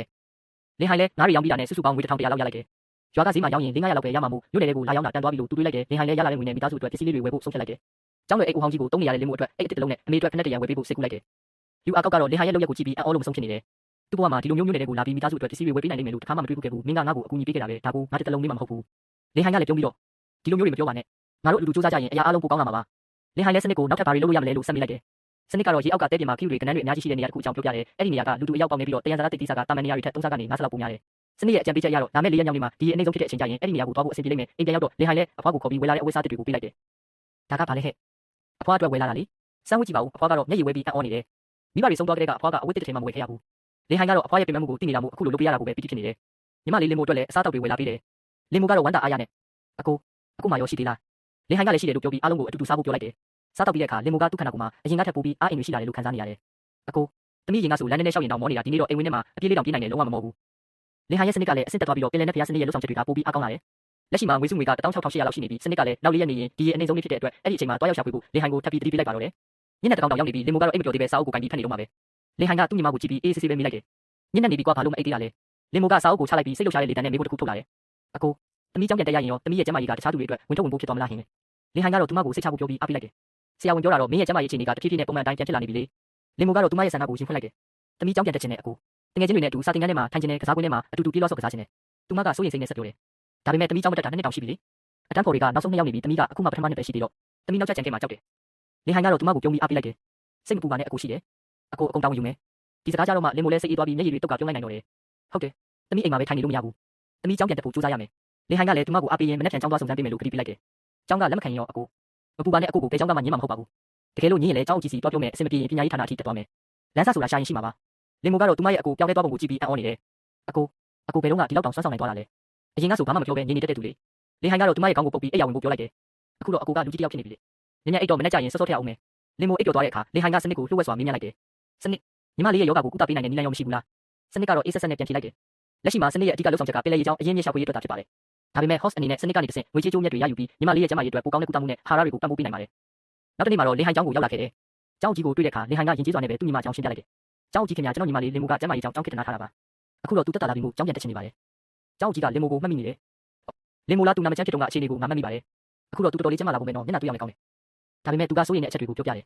်ကျောင်းပြန်တက်တာတော့ဖြစ်နိုင်ပါတယ်ဒါပေမဲ့သူက2နှစ်လောက်နားထားတော့စာရီအများကြီးနောက်ကျနေမှာကိုငါစိုးရိမ်နေပြီးတော့တနေ့ကို8နာရီ9နာရီလောက်ကျောင်းတက်ရတဲ့တန်းကိုရောသူ့ခန္ဓာကိုယ်ကခံနိုင်ပါမလားလင်းဟိုင်းကတော့ယုံကြည်ချက်ရှိရှိနဲ့ပြန်ပြောတယ်ကျွန်တော်တို့အရင်စမ်းကြည့်ပါမယ်ကျောင်းကြီးအစင်မပြေရင်နောက်မှပြန်ကြည့်ကြတာပေါ့ကျောင်းကြီးကလည်းသဘောတူလိုက်တယ်ကောင်းပြီလေမင်းညီမလေးကိုခေါ်လာခဲ့ပါငါစကားပြောကြည့်ပြီးမှဆုံးဖြတ်မယ်အစင်ပြေရင်တော့တစ်လားလောက်စမ်းတက်ကြည့်ခိုင်းမယ်အဲ့ဒီကာလအတွင်းမှာသူလိုက်နိုင်မလားကျမကြီးထိခိုက်မလားဆိုတာကြည့်ကြတာပေါ့လင်းဟိုင်းလည်းကျောင်းကြီးကိုကျေးဇူးတင်စကားဆိုလိုက်တယ်ကျေးဇူးတင်ပါတယ်ကျောင်းကြီးကျေးဇူးမတင်ပါနဲ့မင်းတို့ညီကို2ယောက်ရဲ့ကြိုးစားမှုကိုသာအတိမတ်တွေ့ရမှာပါမင်းညီမလေးကနာမကျန်းဖြစ်နေတဲ့ကြားကစာတွေကိုကိုယ်တိုင်လေ့လာနေတာတကယ်ကိုလေးစားဖို့ကောင်းတယ်အိမ်ပြန်ရောက်တော့လင်းမို့ကစိတ်လှုပ်ရှားစွာနဲ့မေးလိုက်တယ်ကျောင်းကဘယ်လိုပြောလဲဟင်လင်းဟိုင်းကဝမ်းသာစရာသတင်းကိုပြောပြလိုက်တယ်ကျောင်းကြီးကခွင့်ပြုတယ်မနေ့ကမင်းကျောင်းသွားပြီးစကားပြောရမယ်အစင်ပြေရင်တစ်လားလောက်စမ်းတက်ကြည့်ရမယ်တဲ့လင်းမို့ကတော့ဝမ်းသာလုံးလို့ထခုံတော့မလို့ပါပဲတကယ်လားလိန်ကမဟုတ်ဘူးမလားလင်းဟိုင်းကရေမောရင်းနဲ့ပဲသူမကိုအားပေးလိုက်တယ်ကဘယ်တော့မှမင်းကိုလိန်ဘူးလို့လဲလင်းမို့ကစိတ်ကူနေပြန်တယ်ဒါပေမဲ့သမီးစာရီလိုက်မမီမှာစိုးရင်မပူပါနဲ့ကြောင်းတက်နေရင်းနဲ့ပဲလေ့လာပေါ့လည်းကူညီပေးမှာပါကဲဒီမှာကြည့်မင်းအတွက်ကြောင်းဝစ်စုံတင်တဲ့ကြောပိုးအိတ်အစ်တွေဝယ်လာပေးထားတယ်ညညဆန်းဝစ်ကြည့်ဦးကျောင်းကြီးကလင်းမို့ကိုနောက်တစ်ပတ်တနင်္လာနေ့ကျရင်ကျောင်းလာဖို့နဲ့အတန်းဖော်ရင်းနဲ့အဆင်ပြေအောင်နေဖို့မှာကြားလိုက်တယ်လင်းမို့တယောက်ကြောင်းတက်ရတော့မှမို့လို့ဝမ်းသာလုံးပြီးအခုဖြစ်သူလင်းဟိုင်းကိုတကူတကလှမ်းပြောလိုက်တယ်သမီးကြောင်းတက်ရတော့မယ်သမီးရမ်းပြောတာပဲကျောင်းကိစ္စအဆင်ပြေသွားပြီမယ်လင်းဟိုင်းအတွက်နောက်ထပ်အလုပ်တစ်ခုကစောင့်ကြည့်နေတယ်ဒါကတော့2ရက်ပဲလိုတော့တဲ့ဒီတက်ချိန်အတွက်ပြင်ဆင်ရမှာပဲဖြစ်တယ်သူပိုင်ဆိုင်ထားတဲ့ပင်လယ်နဲ့ဖျားစနစ်ကိုစစ်ဆေးကြည့်လိုက်တော့ဒီနေ့ကဒီရေကြားဆုံးအချိန်ဖြစ်နေတယ်စနစ်ရဲ့ဖော်ပြချက်အရမနေ့4နာရီခွဲလောက်ဆိုရင်ကမ်းခြေကရေအောက်ကနေထွက်ပေါ်လာတော့မှာပါဒီနေရာကမြေမျက်နှာတွင်ပြင်ရှုပ်ထွေးပြီးအနေအများလို့သတိထားဖို့လိုအပ်တယ်လင်းဟိုင်းလည်းအချိန်မဆိုင်တော့ပဲလူအကောက်ကိုအိယာကနေနှုတ်လိုက်တယ်အကောက်ညံထားတော့အိတ်တွေပုံတွေယူခဲ့အခုငါတို့သွားစရာရှိတယ်သူတို့သွားမယ့်နေရာကတော့တရဲကြောက်တန်းရဲ့အရှိတောင်ဘက်မှာရှိတဲ့ဒီရေကမ်းခြေပဲဖြစ်တယ်ဒီနေရာကဒေသခံတွေကြားမှာအနေအများတဲ့နေရာလို့နာမည်ကြီးတယ်ရေကျသွားရင်မြေပြင်ကညညာတို့ရှိပေမဲ့အောက်ခြေမှာတော့တွင်းတွေချိုင်တွေအများကြီးရှိနေတယ်လို့ပါကမ်းခြေရောက်တဲ့အခါစနစ်ကချက်ချင်းပဲစကင်ဖတ်ပေးလိုက်တယ်ရေကအကြဆုံးအခြေအနေကိုရောက်နေပြီမို့စတူယန်မီတာ2000လောက်အထိကျယ်ဝန်းတဲ့ area ကိုရှာဖွေနိုင်မယ်စနစ်ကတန်ဖိုးကြီးတဲ့ပင်လယ်တစ်ခွားသီးကုန်းကောင်ပင်လယ်များကောင်တွေကိုဦးစားပေးရှာဖွေဖို့ညွှန်ပြနေတယ်လင်းဟိုင်းကယူအာကောက်ကိုနေရာခွဲပြီးရှာဖို့ပြောလိုက်တယ်ဒီနားကကုန်းကောင်တွေကိုအရင်စုထားငါတို့အရှိနဲ့အနောက်ခွဲပြီးရှာကြမယ်40မိနစ်အတွင်းဒီနေရာမှာပြန်ဆုံးမယ်သူတို့နှစ်ယောက်ကအပြင်းထန်ရှာဖွေကြတဲ့အခါမှာတော့တန်ဖိုးကြီးတဲ့ပစ္စည်းတွေအများကြီးရရှိသွားတယ်ရှားပါတဲ့ပင်လယ်စာတွေနဲ့ခဏန်းတွေအများပြားရရှိလိုက်တာကြောင့်သူတို့ရဲ့အိတ်တွေကလည်းတဖြည်းဖြည်းနဲ့ပြည့်လာတော့တယ်ဒါပေမဲ့ရေကပြန်တက်လာတော့မယ်အရေးရောက်ရှိနေပြီမို့အချိန်မီပြန်ဖို့လိုအပ်လာတယ်ရေတက်လာတာနဲ့အမျှသူတို့လည်းကမ်းပေါ်ကိုတက်လာခဲ့ကြတယ်အဲ့ဒီအချိန်မှာပဲအကောက်ဆိုတဲ့လူတယောက်သူတို့စီရောက်လာပြီးမေးခွန်းထုတ်လာတယ်ဟေးလင်းဟိုင်းလင်းမိုးမင်းတို့လည်းဒီဘက်ရောက်နေတာလားလင်းဟိုင်းတို့ရထားတဲ့ရလက်တွေကိုမြင်တဲ့အခါအဲ့ဒီလူကမနာလို့ဖြစ်ပြီးအနားကိုကပ်လာတယ်လင်းဟိုင်းကတော့သူ့ကိုတီတီငင်ငင်နဲ့တတိပေးလိုက်တယ်မင်းရတဲ့ဟာကိုယူသွားပါဒါပေမဲ့ငါကောက်ကပစ္စည်းတွေကိုတော့လာမထိနဲ့အဲ့ဒီလူကစိတ်မကောင်းတယ်လို့နဲ့ထွက်သွားပေမဲ့လင်းဟိုင်းကတော့သူနောက်နေ့ကျရင်လူအုပ်စုနဲ့ပြန်လာမှာကိုစိုးရိမ်နေတယ်ဒါပေမဲ့အခုလောလောဆယ်တော့ရရှိလာတဲ့ရလက်ကအရေးကြီးဆုံးပဲသူတို့ဒီနေ့ရှာဖွေရရှိတဲ့ပင်လယ်စာတွေရဲ့တန်ဖိုးကခန့်မှန်းကြည့်အဖြစ်ယွမ်ငွေ3000လောက်ထိရှိနေတယ်ဒါဟာသူတို့ရဲ့ပင်လယ်ပြင်ခရီးအတွက်အစပြုကောင်းတစ်ခုပဲဖြစ်တယ်အိမ်ပြန်ရောက်တော့လင်းဟိုင်းကဂုံးကောင်တွေကိုတတ်ဆင်ဖို့ရေနွေးနွေးလေးပြင်ခိုင်းလိုက်တယ် လင်မိုကတော့ဝင်ငွေကောင်းမဲ့အရေးကိုတွေးပြီးပြောနေပေမဲ့လေဟိုင်ကတော့စိတ်ပူနေတဲ့ဒီပင်လယ်ကမ်းခြေနေရာကိုတခြားလူတွေတီးသွားမှာစိုးရိမ်တဲ့အတွက်စနစ်ကိုမေးမြန်းကြည့်လိုက်တယ်စနစ်ရဲ့အဖြေကတော့အဲ့ဒီကမ်းခြေဟာတစ်နှစ်မှာဒီရက်တက်ရက်10ရက်လောက်ပဲပေါ်တက်ပြီးမြေမျက်နှာတွင်ကလည်းရှုပ်ထွေးလုံးနဲ့အတွေ့အကြုံမရှိတဲ့သူတွေဆိုရင်တွာလာဖို့တကယ်ခက်ခဲပေမဲ့တစုံတစ်ယောက်ကစောင့်ကြည့်နေရင်တော့လမ်းကြောင်းကိုသိသွားနိုင်တယ်ဒါကြောင့်စနစ်ကနေတဆင့်အဲ့ဒီနေရာကိုတရားဝင်စာချုပ်ချုပ်ပြီးလုပ်ပိုင်ခွင့်ယူထားဖို့အကြံပေးလိုက်တယ်လေဟိုင်ကအဲ့ဒီကိစ္စကိုခဏဖယ်ထားပြီးရလာတဲ့ပင်လယ်စာတွေကိုမြို့ထဲတွားရောက်မှုပြင်ဆင်လိုက်တယ်လင်မိုကတော့ကြောက်တက်ဖို့စည်ရင်သွင်းရမှာကိုစိတ်လှုပ်ရှားနေတာကြောင့်လေဟိုင်ကညကြရင်လာကြုံမယ်လို့နှစ်သိမ့်လိုက်တယ်အဲ့ဒီအချိန်မှာပဲရွာထဲမှာတော့လူအကောက်တို့ဖွဲ့အကြောင်းသတင်းတွေပြန့်နှံ့နေတယ်သူတို့ကလေဟိုင်တို့တွားတဲ့ကမ်းခြေကိုအားချပြီးလိုက်သွားခဲ့တာအသက်တောင်မသေးုံတမယ်ဖြစ်ခဲ့ရတယ်အဲ့ဒီနေရာကလမ်းကြောင်းမသိရင်အနေနဲ့များတဲ့နေရာဖြစ်ပြီးလူအကောက်တို့ဖွဲ့ကတော့လမ်းမပြီးရွှွန့်လုံးထဲမှာနေအသက်လူထွက်ပြေးခဲ့ရတာပါအခုဆိုရင်တော့လူအကောက်က6တန်ရသွားပြီးရွာထဲမှာလေဟိုင်တို့ကိုအပြစ်ပုံချတဲ့သတင်းတွေဖြန့်နေတယ်လူအကောက်ကသူတို့အမားနဲ့သူတို့ဖြစ်ပြီးတော့လေဟိုင်တို့ကိုပြန်ပြီးအပြစ်ပုံချနေတယ်သူတို့ကလမ်းကြောင်းကိုတိလျက်နဲ့မပြောပြဘဲတမင်ခွက်ထားတာလို့ရွာထဲမှာလုပ်ချင်ပြောဆိုနေတာပါတကယ်တော့လူအကောက်ကခိုးလိုက်သွားတာကိုမှသူတို့ကြောင့်ပဲအသက်အန္တရာယ်ဖြစ်ရတယ်လို့နဲ့လေဟိုင်တို့ကိုအပြစ်တင်နေတာပါလေဟိုင်ကဒီကိစ္စကိုစိတ်မရှိတော့ပဲလင်မိုကိုညွှန်ကြားလိုက်တယ်မနှက်ဖြန်မျိုးလဲသွားရင်တတိပေးဆိုင်ပုတ်တွေဝယ်ခဲ့ပါဒီရက်တက်တဲ့ကမ်းခြေထိုင်ကောင်းအန္တရာယ်ရှိမဝင်ရဆိုပြီးရေးထားတဲ့ဆိုင်ပုတ်တွေကိုကမ်းခြေဝင်ဝမှာစိုက်ထားရမယ်သူကရွာသားတွေကိုလည်းအဲ့ဒီနေရာကိုတွားချင်ရင်အရင်ဆုံးသူစီလာမေးဖို့ပြောခိုင်းလိုက်တယ်သူကလမ်းကြောင်းနဲ့ဒီရေချိန်ကိုရှင်းပြပေးမှဖြစ်ပြီးတယောက်တည်းတွားလာတာမျိုးမလုပ်ဖို့တတိပေးလိုက်တယ်လင်မိုကသူ့ကိုရဲစစ်ထားကိုမေးခွန်းထုတ်တဲ့ခါမှာတော့စနစ်ကနေတစ်ဆင့်မြေပြင်နေထားကိုစက်ကင်ဖတ်နိုင်တဲ့အကြောင်းလေဟိုင်ကရှင်းပြလိုက်တယ်ကိုရိုင်းကတော့ဘာမှတာဝန်မရှိပေမဲ့ကိုချင်းတရားရအတက်နိုင်ဆုံးကူညီပေးလိုက်တာပဲဖြစ်တယ်ကိုဘက်မှာတော့ယူအကောက်ကဒေါသထွက်ပြီးသူ့ဖွဲ့သားတွေကိုအော်ဟစ်နေတယ်အဲ့ဒီကောင်လေဟိုင်ကငါ့ကိုအဆက်ခွဲနေတာသူကပဲတော်တော်လို့နဲ့ငါတို့ကိုအသုံးမချတဲ့သူလိုလုပ်ပြနေတယ်သူ့ဖွဲ့သားကလည်းပြန်ပြီးစောတကတက်တယ်မင်းမဲတွားချင်လို့တွားတာလေပစုံတွေဂုံးတွေအများကြီးရမယ်ဆိုပြီးမင်းမဲပြောခဲ့တာမဟုတ်လားသူတို့ရဲ့စကားများမှုတွေကတော့ဆက်လက်ဖြစ်ပွားနေစေပါပဲယူအကောက်နဲ့သူ့ဖွဲ့သားတွေကတော့ဒေါသတွေထွက်နေကြစေပါပဲသူတို့ကလေဟိုင်နဲ့လင်မိုတို့ကိုမကြည်မနက်နဲ့စောင့်ကြည့်နေရင်ကိုဘာသာချင်းချင်းပြောဆိုနေကြတယ်သူတို့အမြင်မှာတော့အဲ့ဒီနေရာကဘသူပိုင်မှမဟုတ်တဲ့အတွက်လေဟိုင်ကအရင်ဦးအောင်လုပ်သွားတာကိုမကြည်မနက်ဖြစ်နေကြတာပါကိုဘက်မှာတော့လင်မိုကကြောင်းကိစ္စလေးကိုဝမ်းသာအားရနဲ့လာပြောပြနေတယ်လင်မိုကဝမ်းသာအားရနဲ့ညစာအတွက်ငါးပေါင်းစားကြမယ်လို့ပြောလိုက်တယ်လေဟိုင်ကလည်းဒီနေ့ကမ်းခြေရှာရင်ငါးကြီးတစ်ကောင်ရခဲ့တာကိုပြောပြရင်ယူအကောက်ကြောင်းကိုမေးလိုက်တယ်လင်မိုကတော့သူ့ကိုမနာလိုလို့ဖြစ်မယ်လို့ပြောပေမဲ့လေဟိုင်ကတော့ဂရုမစိုက်ပါဘူးသူများမနာလိုတာထက်ကိုယ့်အလုပ်ကိုလုပ်တာကပိုအရေးကြီးတယ်ဆိုပြီးတော့ပဲလင်မိုကိုပြန်ပြောလိုက်တယ်ပြီးတော့နောက်နေ့အတွက်ဒီရေးချင်းလေးကိုစနစ်ကနေတစ်ဆင့်စစ်ဆေးကြည့်လိုက်တယ်ပုံမှန်တိုင်းပဲရှာလို့ရမယ်ဒါပေမဲ့ဒီရေးတက်တဲ့နေရာမျိုးတော့မဟုတ်ဘူးနောက်တစ်ခါဒီရေးကြီးဆုံးတက်မဲ့အချိန်ကတော့နောက်ထပ်10ရက်လောက်လိုသေးတယ်လင်မိုကလည်းဒီနေ့ကြောင်းမှာတကယ်ချင်းအသေးရလာတာကိုပျော်ပျော်ကြီးပြောပြနေတယ်လေဟိုင်ကလည်းညီမလေးရဲ့တကယ်ချင်းအတွက်မုတ်လေးပါလေးပါသွားအောင်ဂရုစိုက်ပေးဖို့မှာလိုက်တယ်ဒါပေမဲ့နောက်တစ်ရက်မနေ့မှာတော့အခြေအနေကလုံးဝပြောင်းလဲသွားတယ်သူတို့ထားခဲ့တဲ့တောင်းအိမ်တစ်စက်နှလုံးစလုံးပြည့်စည်ခံထားရတာကိုတွေ့လိုက်ရတယ်ထဲမှာရှိတဲ့ရှိထိုက်တဲ့ငါးတွေဂုံးတွေအကုန်လုံးလည်းပျောက်ဆုံးနေတယ်ဒီလိုလုပ်ရမျိုးကရိုးရိုးရှင်းရှင်းငါးဖမ်းသွားတာမဟုတ်ပဲသူတို့ရဲ့စာဝတ်နေရေးကိုပါတိကျအောင်ရည်ရွယ်ချက်ရှိရှိဖျက်ဆီးလိုက်တာပဲဖြစ်တယ်လေဟိုင်ကလင်မိုကိုချက်ချင်းခေါ်လိုက်တယ်လင်မိုရောက်လာတဲ့အခါမှာတော့အခြေအနေကိုရှင်းပြလိုက်တယ်လင်မိုကလည်းညကအမေချောင်းဆိုးလို့ဆေးတိုက်ပြီးအိပ်ပျော်သွားတာမို့ဘာမှမသိလိုက်ဘူးလို့ပြောပြတယ်လေဟိုင်ကတော့စိတ်မပူဖို့လင်မိုကိုနှစ်သိမ့်လိုက်တယ်သူတို့ဘယ်သူကမှလည်းမထိခိုက်ခဲ့ပဲနဲ့ဘာလို့အခုလိုခံရတာလဲဆိုတာကိုစဉ်းစားရင်တန်တရားကတော့လူအကောက်စီကိုပဲဥတည်နေတယ်လွန်ခဲ့တဲ့ရက်အနေငယ်ကပဲလူအကောက်နဲ့စကားများထားတာကိုပြန်တွေးမိလိုက်တယ်ဒါပေမဲ့တက်တည်မရှိပဲတွားပြောရင်လည်းသူကညင်းမှာပဲသူတို့ကအခုချိန်မှာအလင်းရောက်အောင်မှရှိနေပြီးလူအကောက်ကတော့အရေးထဲမှာပုံနေတာပါလေဟိုင်ကပိုက်ကုန်တွေကိုအရင်ဆုံးပြန်ပြီးမှနောက်ထပ်ဘာဆက်လုပ်မလဲဆိုတာစဉ်းစားဖို့ဆုံးဖြတ်လိုက်တယ်သူစဉ်းစားနေမိတာတခုကတော့လူအကောက်ကဘာလို့ဒီလောက်ထိရဲရဲဆက်ဆက်ဖြစ်စီရတာလဲဆိုတဲ့အချက်ပဲလေဟိုင်ကနောက်ရှိရက်ဆိုရင်ဒီရက်တက်မဲ့အကြောင်းကိုလင်မိုကိုပြောပြလိုက်တယ်ဒီလိုဖြစ်စီမှုမျိုးနောက်ထပ်မဖြစ်ရအောင်လေဟိုင်ကစနစ်ကိုအကူအညီတောင်းလိုက်တယ်စနစ်ကလည်းဖြေလိုက်တယ်ဒါပေမဲ့ဒီလောက်ဆောင်ချက်အတွက်ဒီရေစွမ်းအင်ငါးယူနေကုန်ကြမှာဖြစ်တဲ့အတွက်လေဟိုင်ကတော့အခြေအနေကိုချိန်ဆနေရပါပြီစနစ်ကချက်ချင်းပဲတုံ့ပြန်လာပါတယ်အဲ့ဒီလောက်ဆောင်ချက်ကဒေတာဆိုင်ရာ3 piece စနစ်ဖြစ်ပြီးအသုံးပြုသူအဆင့်2ရောက်မှသာဖွင့်လို့ရတာပါအခုလေဟိုင်ကအဆင့်2ဖြစ်နေပြီမို့လို့စနစ်ကချက်ချင်းပဲအသက်သွင်းပေးလိုက်တယ်လေဟိုင်ကစောင့်ကြည့်နေတဲ့ area ကိုအမှတ်လိုက်တာနဲ့အဲ့ဒီနေရာကိုအစုံတယောက်ဝင်လာတာနဲ့စနစ်ကချက်ချင်း3 piece ချက်ပို့ပေးမှဖြစ်ပါတယ်တစ်ချိန်3 piece တိုင်းစွမ်းအင်ငါးယူနေကုန်ကြမှာပါအခုလက်ရှိဒီရေစွမ်းအင်ကတော့1850ချက်ရှိနေပါတယ်လင်မိုထွက်သွားပြီးတဲ့နောက်မှာတော့ကမ်းခြေမှာအနောက်ရှက်တွေစတင်လာပါပြီတခြားသူတွေကလေဟိုင်တို့ရဲ့နေရာကိုအားချပြီးမနာလိုဖြစ်နေကြတယ်သူတို့ကလေဟိုင်ကိုအထင်ကြီးနေတာမျိုးမဟုတ်ပဲဒီနေရာကိုသူတို့ပိုင်တယ်လို့နဲ့ဝင်ရောက်ဆွတ်ဖက်ချင်နေကြတာပါဒီနေရာကလူတိုင်းစားလို့ရတဲ့နေရာပဲလေလို့သူတို့ကတီးတိုးပြောဆိုနေကြတယ်ဒီစကားတွေကိုလေဟိုင်ကြားလိုက်ရတဲ့အခါသူမျက်နှာအမူအရာကအရာအလုံးကိုသိရှိကြောင်းဖော်ပြနေတယ်လို့ပါပဲလေဟိုင်ကတော့လောလောဆယ်ဘာမှမလုပ်သေးပဲလင်မိုကိုပဲတင်းနေအောင်ပြောလိုက်တယ်ငါ့ကိုယုံနေမလားယုံရင်ငါပြောတဲ့အတိုင်းပဲလုပ်ပါထောင်ချောက်တွေကိုဆက်ထောင်ထားငါးတွေကိုဆက်ရောင်းလူအကောက်အတွက်ကတော့ငါမှအစီအစဉ်ရှိပြီးသားပါလင်မိုလည်းလေဟိုင်ကိုယုံကြည်စွာနဲ့ပဲကောင်းကြီးလိုက်ပါတယ်စနစ်ရဲ့အချက်လက်ရနောက်ထပ်ရှိရနေရင်ဒီရေကြီးကျယ်တက်လာတော့မှာပါအဲ့ဒီအချိန်မှာဒီရေကတနားရီခွဲလောက်အထိအပြည့်ဝကျသွားမှာဖြစ်ပြီးလေဟိုင်ကဒီခွင့်ရေးကိုတုံးပြီးလူအကောက်ကိုထောင်ချောက်ထဲဆွဲခေါ်ဖို့ကြံစီထားပါတယ်လူအကောက်ကမနာလိုစိတ်နဲ့သူ့စီကိုလာလိမ့်မယ်ဆိုတာသူသိနေတယ်အဲ့ဒီနေရာကအနေအများရဲ့နေရာမို့လို့တွားဖို့ဆိုတာအသက်နဲ့ရရတယ်လို့ပါပဲစနစ်ကဒါဟာမတရားတဲ့လုပ်ရဖြစ်နိုင်တယ်လို့သတိပေးပေမဲ့လေဟိုင်ကတော့အေးအေးဆေးဆေးပဲတုံ့ပြန်လိုက်တယ်ငါသူ့ကိုတွားခိုင်းတာမဟုတ်ဘူးလေငါကငါဘာသာကမ်းခြေမှာရှာဖွေလို့ဖို့သွားတာသူကသူ့သဘောနဲ့သူလိုက်လာတာကိုငါနဲ့ဘာဆိုင်လို့လဲရက်အနေငယ်ကြတော့ယူအကောက်ဘက်ကတော့ဘာသာမှမကြားရတော့ပါဘူးခြေထောက်တန်ရကြောင့်အိမ်မှာပဲနေနေရတယ်လို့သတင်းကြားရတယ်အဲ့ဒီအချိန်မှာလေဟိုင်ကသူ့ညီမလင်မိုနဲ့တငယ်ချင်းစာအုပ်ရှောင်ယူကိုကျောင်းကနေတွားကြိုပါတယ်ဒီနေ့စာမေးပွဲမှာလင်မိုက90နှစ်မှတ်ရပြီးအတန်းထဲမှာတတိယရခဲ့လို့အတော်လေးကိုတိုးတက်လာပါတယ်အရင်ကတော့တင်ချာကခက်တယ်လို့ထင်ခဲ့တာအခုတော့ဆရာရှင်းပြတာကိုချက်ချင်းနားလဲတွားပြီးလို့လင်မိုကဝမ်းသာအားရပြောပြပါတယ်လေဟိုင်စိတ်ထဲမှာတခုခုကိုတွေးနေတာကိုလင်မိုတတိထားမိသွားတယ်အခုကိုယူအကောက်ကအနိုင်ကျင့်နေတာလားလို့မေးလိုက်တဲ့အခါလေဟိုင်ကအေးဆေးဆေးပဲဖြေလိုက်တယ်သူကလူဆိုးကြီးမဟုတ်ပါဘူးသူကရိုးရိုးလေးနဲ့အယူမှုပဲသူ့ကိုသူမသိပဲမနာလိုစိတ်နဲ့လုပ်ချင်ရလုပ်နေတာသူ့ဘာသာသူပြဿနာရှာပြီးဖြစ်စီသွားလိမ့်မယ်အိမ်ပြန်ရောက်တော့အဖွားကလင်မိုရဲ့အမတ်တွေကိုတီးပြီးဝမ်းတာနေပါတယ်နောက်9ရက်ဆိုရင်တော့ဒီရေတက်မဲ့အချိန်ရောက်လာတော့မှာပါလေဟိုင်လည်းငါးဖမ်းကြရိယာအစ်စ်တွေထုတ်ဝယ်လိုက်တာစုစုပေါင်း13ခုတောင်ရှိသွားပါပြီယူအကောက်ကတော့ခြေထောက်တန်ရကြောင်းလှုပ်ရှားရခက်ခဲနေပြီးလေဟိုင်တို့ရဲ့ထောင်ချောက်ကိုကြောက်ရွံ့ပြီးအိမ်မှာပဲပုံအောင်နေစေဖြစ်ပါတယ်လေဟိုင်ကတော့အခုလောလောဆယ်ဘာမှမလုပ်ပဲစောင့်နေဖို့ဆုံးဖြတ်လိုက်တယ်ယူအကောက်ကမလှုပ်ရှားမချင်းသူလည်းငြိမ်နေမှာပါသူကမှလှုပ်ရှားလာရင်တော့လေဟိုင်ကလည်းပြန်ပြီးတုတ်ပြန်ရမှာပေါ့ညနေတဲ့အထိမအိပ်ပဲစောင့်နေတဲ့လေဟိုင်ကိုသူ့ညီမလင်မိုကစိုးရိမ်တကြီးတတိပေးလိုက်တယ်အကိုညနေနေပြီမနေ့ကျရင်ကြောက်တက်ရအောင်မှာနော်အစောကြီးအိပ်လိုက်ပါတော့လေဟိုင်ကတော့စိတ်ထဲမှာနောက်ထပ်9ရက်ဆိုတဲ့အချိန်ကိုပဲတွက်ချက်နေမိတယ်နောက်တနေ့မှာတော့ရွာထဲကဒေါ်လူကလေဟိုင်စီကိုရောက်လာပြီးမေးခွန်းထုတ်တော့တယ်လေဟိုင်အမှန်တိုင်းပြောစမ်းပါဦးမင်းတို့မကြသေးခင်ကမှရုတ်တရက်ချမ်းသာလာတာဟုတ်လားအတော်လူကဆက်ပြောတယ်အရင်ကတော့တနေ့ကို100 200ပဲရတာအခုတော့ထောင်နဲ့ချီပြီးရနေတယ်ဆိုတာရွာထဲမှာပြောစမ်းမှဖြစ်နေပြီမင်းတို့ကရွှေတွင်းတွေ့တယ်လို့မျိုးကလေးစားတွေအများကြီးရှာနိုင်နေတာမဟုတ်လားလေဟိုင်ကတော့အေးဆေးဆေးပဲပြန်ဖြေလိုက်တယ်အတော်လူရဲ့အဲ့ဒီဒီကမ်းခြေဆိုတာကလူတိုင်းသွားလို့ရတဲ့နေရာမဟုတ်ပါဘူးအဲ့ဒီနေရာကတစေကြောက်တန်းရဲ့အရှိတောင်ဘက်မှာရှိတာအဲ့ဒီနေရာကမြေပြင်ကကြည့်လိုက်ရင်ကြားနေပေမဲ့တကယ်တမ်းကျတော့အန်ရရီအများကြီးရှိတယ်လေဟိုင်ကဆက်ပြီး6လမ်းလိုက်တယ်တဲရီအောက်မှာတွင်းနဲ့တွေရှိတယ်လို့ကြောက်ဆောင်နေချမှာလဲအန်ရရီပြင်းနေနေတာအပေါ်ရန်ကြည့်ရင်အဆင်ပြေမဲ့ထင်ရပေမဲ့ခြေချလိုက်တာနဲ့ညီညွတ်သွားနိုင်တယ်အရင်ကယူအကောက်တောင်အဲ့ဒီမှာသွားပြီးတန်ရာတွေရခဲ့တာလေလေဟိုင်ကအတော်လူကိုတတိပေးတဲ့ပုံစံနဲ့ပြောလိုက်ပေမဲ့သူ့ရဲ့ရည်ရွယ်ချက်ကတော့တခြားတနေရာမှာပါအတော်လူကျွန်တော်မပြောချင်တာမဟုတ်ပါဘူးအဲ့ဒီနေရာကတကယ်ကိုအန်ရရီများလို့ပါကျွမ်းကျင်တဲ့သူမပါပဲသွားရင်တော့အသက်နဲ့ရင်းရတယ်လို့ပဲကျွန်တော်နောက်တစ်ခါသွားတဲ့အခါမှာပဲခေါ်သွားပေးပါမယ်အဲ့ဒီအချိန်ကျရင်ကျွန်တော်စကားကိုတေချာနားထောင်ရမယ်နော် လင်ဟန်ရဲ့စကားတွေကိုကြားတဲ့အခါအတော်လူကတော့ကြောက်ရွံ့သွားပုံပါပဲ။အိုးအဲ့ဒီလိုနေရာမျိုးကိုငါတော့ဘယ်ရဲပါမလဲ။ငါအယိုးတွေကျုပ်ကုန်မှာပေါ့။ရွာကလူကြီးတွေကလည်းအဲ့ဒီနေရာကိုတစေကန်းကြီးလို့ခေါ်ကြတာကိုလင်ဟန်ကသိထားပြီးသားပါ။သူကဒီစကားတွေကိုပြောလိုက်တာကရွာသားတွေကိုတားဖို့မဟုတ်ပဲ။အရေးထဲကနေချောင်းကြည့်နေတဲ့ယူအာကောက်ကိုပြစ်မှတ်ထားပြီးပြောလိုက်တာပါ။စနစ်ရဲ့အချက်လက်ရလင်ဟန်ရဲ့ပင်လယ်နက်ဖျားစနစ်ကအဆင့်နဲ့ရောက်နေပြီဖြစ်ပြီးဒီရေတက်ဖို့3ရက်ပဲလိုတော့တဲ့စနစ်ကလည်းအခုလိုသတိပေးတယ်။အင်းရှင်အခုလိုအနေအကြောင်းဖြတ်လိုက်တာကရွာသားတွေအတွက်တော့ကောင်းပြီမဲ့။မကောင်းတဲ့ရွေးချက်နဲ့ယူအာကောက်အတွက်တော့လက်ကွက်တစ်ခုဖြစ်သွားနိုင်တယ်။လင်ဟန်ကတော့ကောင်းကောင်းသိပါတယ်။ယူအာကောက်ဆိုတဲ့လူကအနေအများလေးလို့ပြောလေပို့ပြီးတော့စူးစမ်းကြည့်လေးဖြစ်တဲ့လူမျိုးပါသူကလင်ဟန်ကိုနောက်ကနေတိတ်တိတ်လေးလိုက်လာမှာကိုလင်ဟန်ကကြိုးပြီးတွက်ဆထားပြီးသားပါလင်ဟန်ကစနစ်ထဲကနေယာယီသတိပေးစုံတစ်ခုကိုတတ်မှတ်ဖို့ပြင်ဆင်လိုက်တယ်ဒါပေမဲ့အခုချက်ချင်းတော့မဟုတ်သေးဘူးနောက်ထပ်2ရက်လောက်စောင့်မယ်အဲ့ဒီအချိန်မှာတော့အတော်လူကလင်ဟန်ကိုအနားယူဖို့တိုက်တွန်းနေတယ်လင်ဟန်ဒီရက်ပိုင်းဘာလို့ကန်းချင်မသွားတာလဲအနားယူဘူးလေလူငယ်ဆိုတာအားရှိတုံစူးစမ်းပြီးပတ်စံစုထားရမှာပေါ့လင်ဟန်ကတော့အေးအေးဆေးဆေးပဲပြန်ဖြေလိုက်တယ်နောက်တစ်ခါမနေ့ကျရင်သွားမှာပါဒါပေမဲ့အတော်ယူအဲ့ဒီဘက်ကတော့လုံးဝမသွားပါနဲ့နော်အနေရရမ်းရလို့ပါသူကတော့သူ့ညီမကိုတွားချို့ဖို့ပြင်ဆင်လိုက်တယ်ယူအာကောက်ကတော့အနားမှမရှိပေမဲ့လင်ဟန်ရဲ့မလုံးကတော့သူ့စီကိုရောက်သွားပြီဆိုတာကိုလင်ဟန်အသေးချာသိနေပါတယ်လင်မိုကတော့မနေ့ကကျောင်းမှာပြေးရမယ့်အကြောင်းတွေကိုစိုးရိမ်ကြည့်ပြောနေပေမဲ့လင်ဟန်ရဲ့စိတ်ကတော့တခြားမှာရောက်နေတယ်သူကစနစ်ကိုစစ်ဆေးကြည့်လိုက်တော့သူ့ရဲ့ပင်လယ်နက်ဖျားစနစ်ကအဆင့်ကိုရောက်နေပြီဖြစ်ပြီးဒီရေစွမ်းအင်က1930ရှိနေတယ်လက်ရှိစုဆောင်းထားတဲ့ငွေကလည်း18500ကျော်လောက်ရှိနေပြီပေါ့စနစ်ရဲ့သတိပေးချက်အရဒီရေကမ်းခြေနဲ့ပတ်သက်တဲ့သတင်းချက်လက်တွေကလက်ဖက်ရည်ဆိုင်ကတစ်ဆင့်ပေါက်ကြားသွားပြီဖြစ်လို့ယူအာကောက်လည်းတီးသွားလောက်ပြီဆိုတာလင်ဟန်ရေးမိလိုက်တယ်ဒါကြောင့်သူကချက်ချင်းပဲဒီရေကမ်းခြေပတ်ဝန်းကျင်50မီတာကိုအန်ရဆုံးအဖြစ်သတ်မှတ်ပြီးအချက်ပေးစနစ်ချထားလိုက်တယ်ဘသူပဲဝင်လာသူချက်ချင်းသိရတော့မှာပါအိမ်မှာတော့ညီမဖြစ်သူလင်မိုကထမင်းစားဖို့ခေါ်နေတယ်လင်ဟန်ကလည်းလင်မိုရဲ့ကျောင်းစာကိုကူညီပေးရင်းနဲ့ပဲနောက်2ရက်နေရင်ဒီရေကမ်းခြေကိုသွားမယ့်အကြောင်းတူတူလေးပြောပြလိုက်တယ်မနေ့ကမနေ့4နာရီကြာရင်ဒီရေကမ်းခြေကစိတ်ကမှတွေ့မယ်ဘသူကမှမပြောနဲ့နော်လင်ဟန်ကတော့အကြံထုတ်ထားတာပါတကယ်လို့ယူအာကောက်မလာဘူးဆိုရင်သူတို့ပုံမှန်တိုင်းရှာဖွေပြီးပြန်လာရုံပါပဲဒါပေမဲ့ယူအာကောက်တာလာခဲ့မယ်ဆိုရင်တော့ဒီတစ်ခါတော့အကျွေးဟောင်းတွေပါအတူတူရှင်းရတော့မှာပါမနေ့3:38မိနစ်မှာပဲစနစ်ကသတိပေးတန်ထွက်လာတယ်အန်ရဆုံးတဲ့ကိုလူတယောက်ဝင်လာပြီးလင်ဟန်ကချက်ချင်းပဲလင်မိုနဲ့တူကမ်းခြေကိုထွက်လာခဲ့တယ်သူကလင်မိုကိုသတိပေးလိုက်တယ်ဒီနေ့ကမ်းခြေမှာတယောက်ရောက်ရှိနေလိမ့်မယ်သူ့ကိုလုံးဝဂရုမစိုက်တဲ့စကားလည်းမပြောနဲ့သူကငါတို့နောက်ကနေတိတ်တိတ်လေးလိုက်ပြီးအကျွင်းကြံတွေလိုက်ကောက်ဖို့ကြံစီနေတာစနစ်ရဲ့အချိန်ပြတ်မှုအရာမနေ့3:38မိနစ်မှာပဲအချက်ပေးတန်ထွက်ပေါ်လာပါတယ်လင်ဟန်ကစနစ်ကိုမိလိုက်တယ်အဲ့ဒီလူစိမ်းကဘယ်နေရာမှာလဲ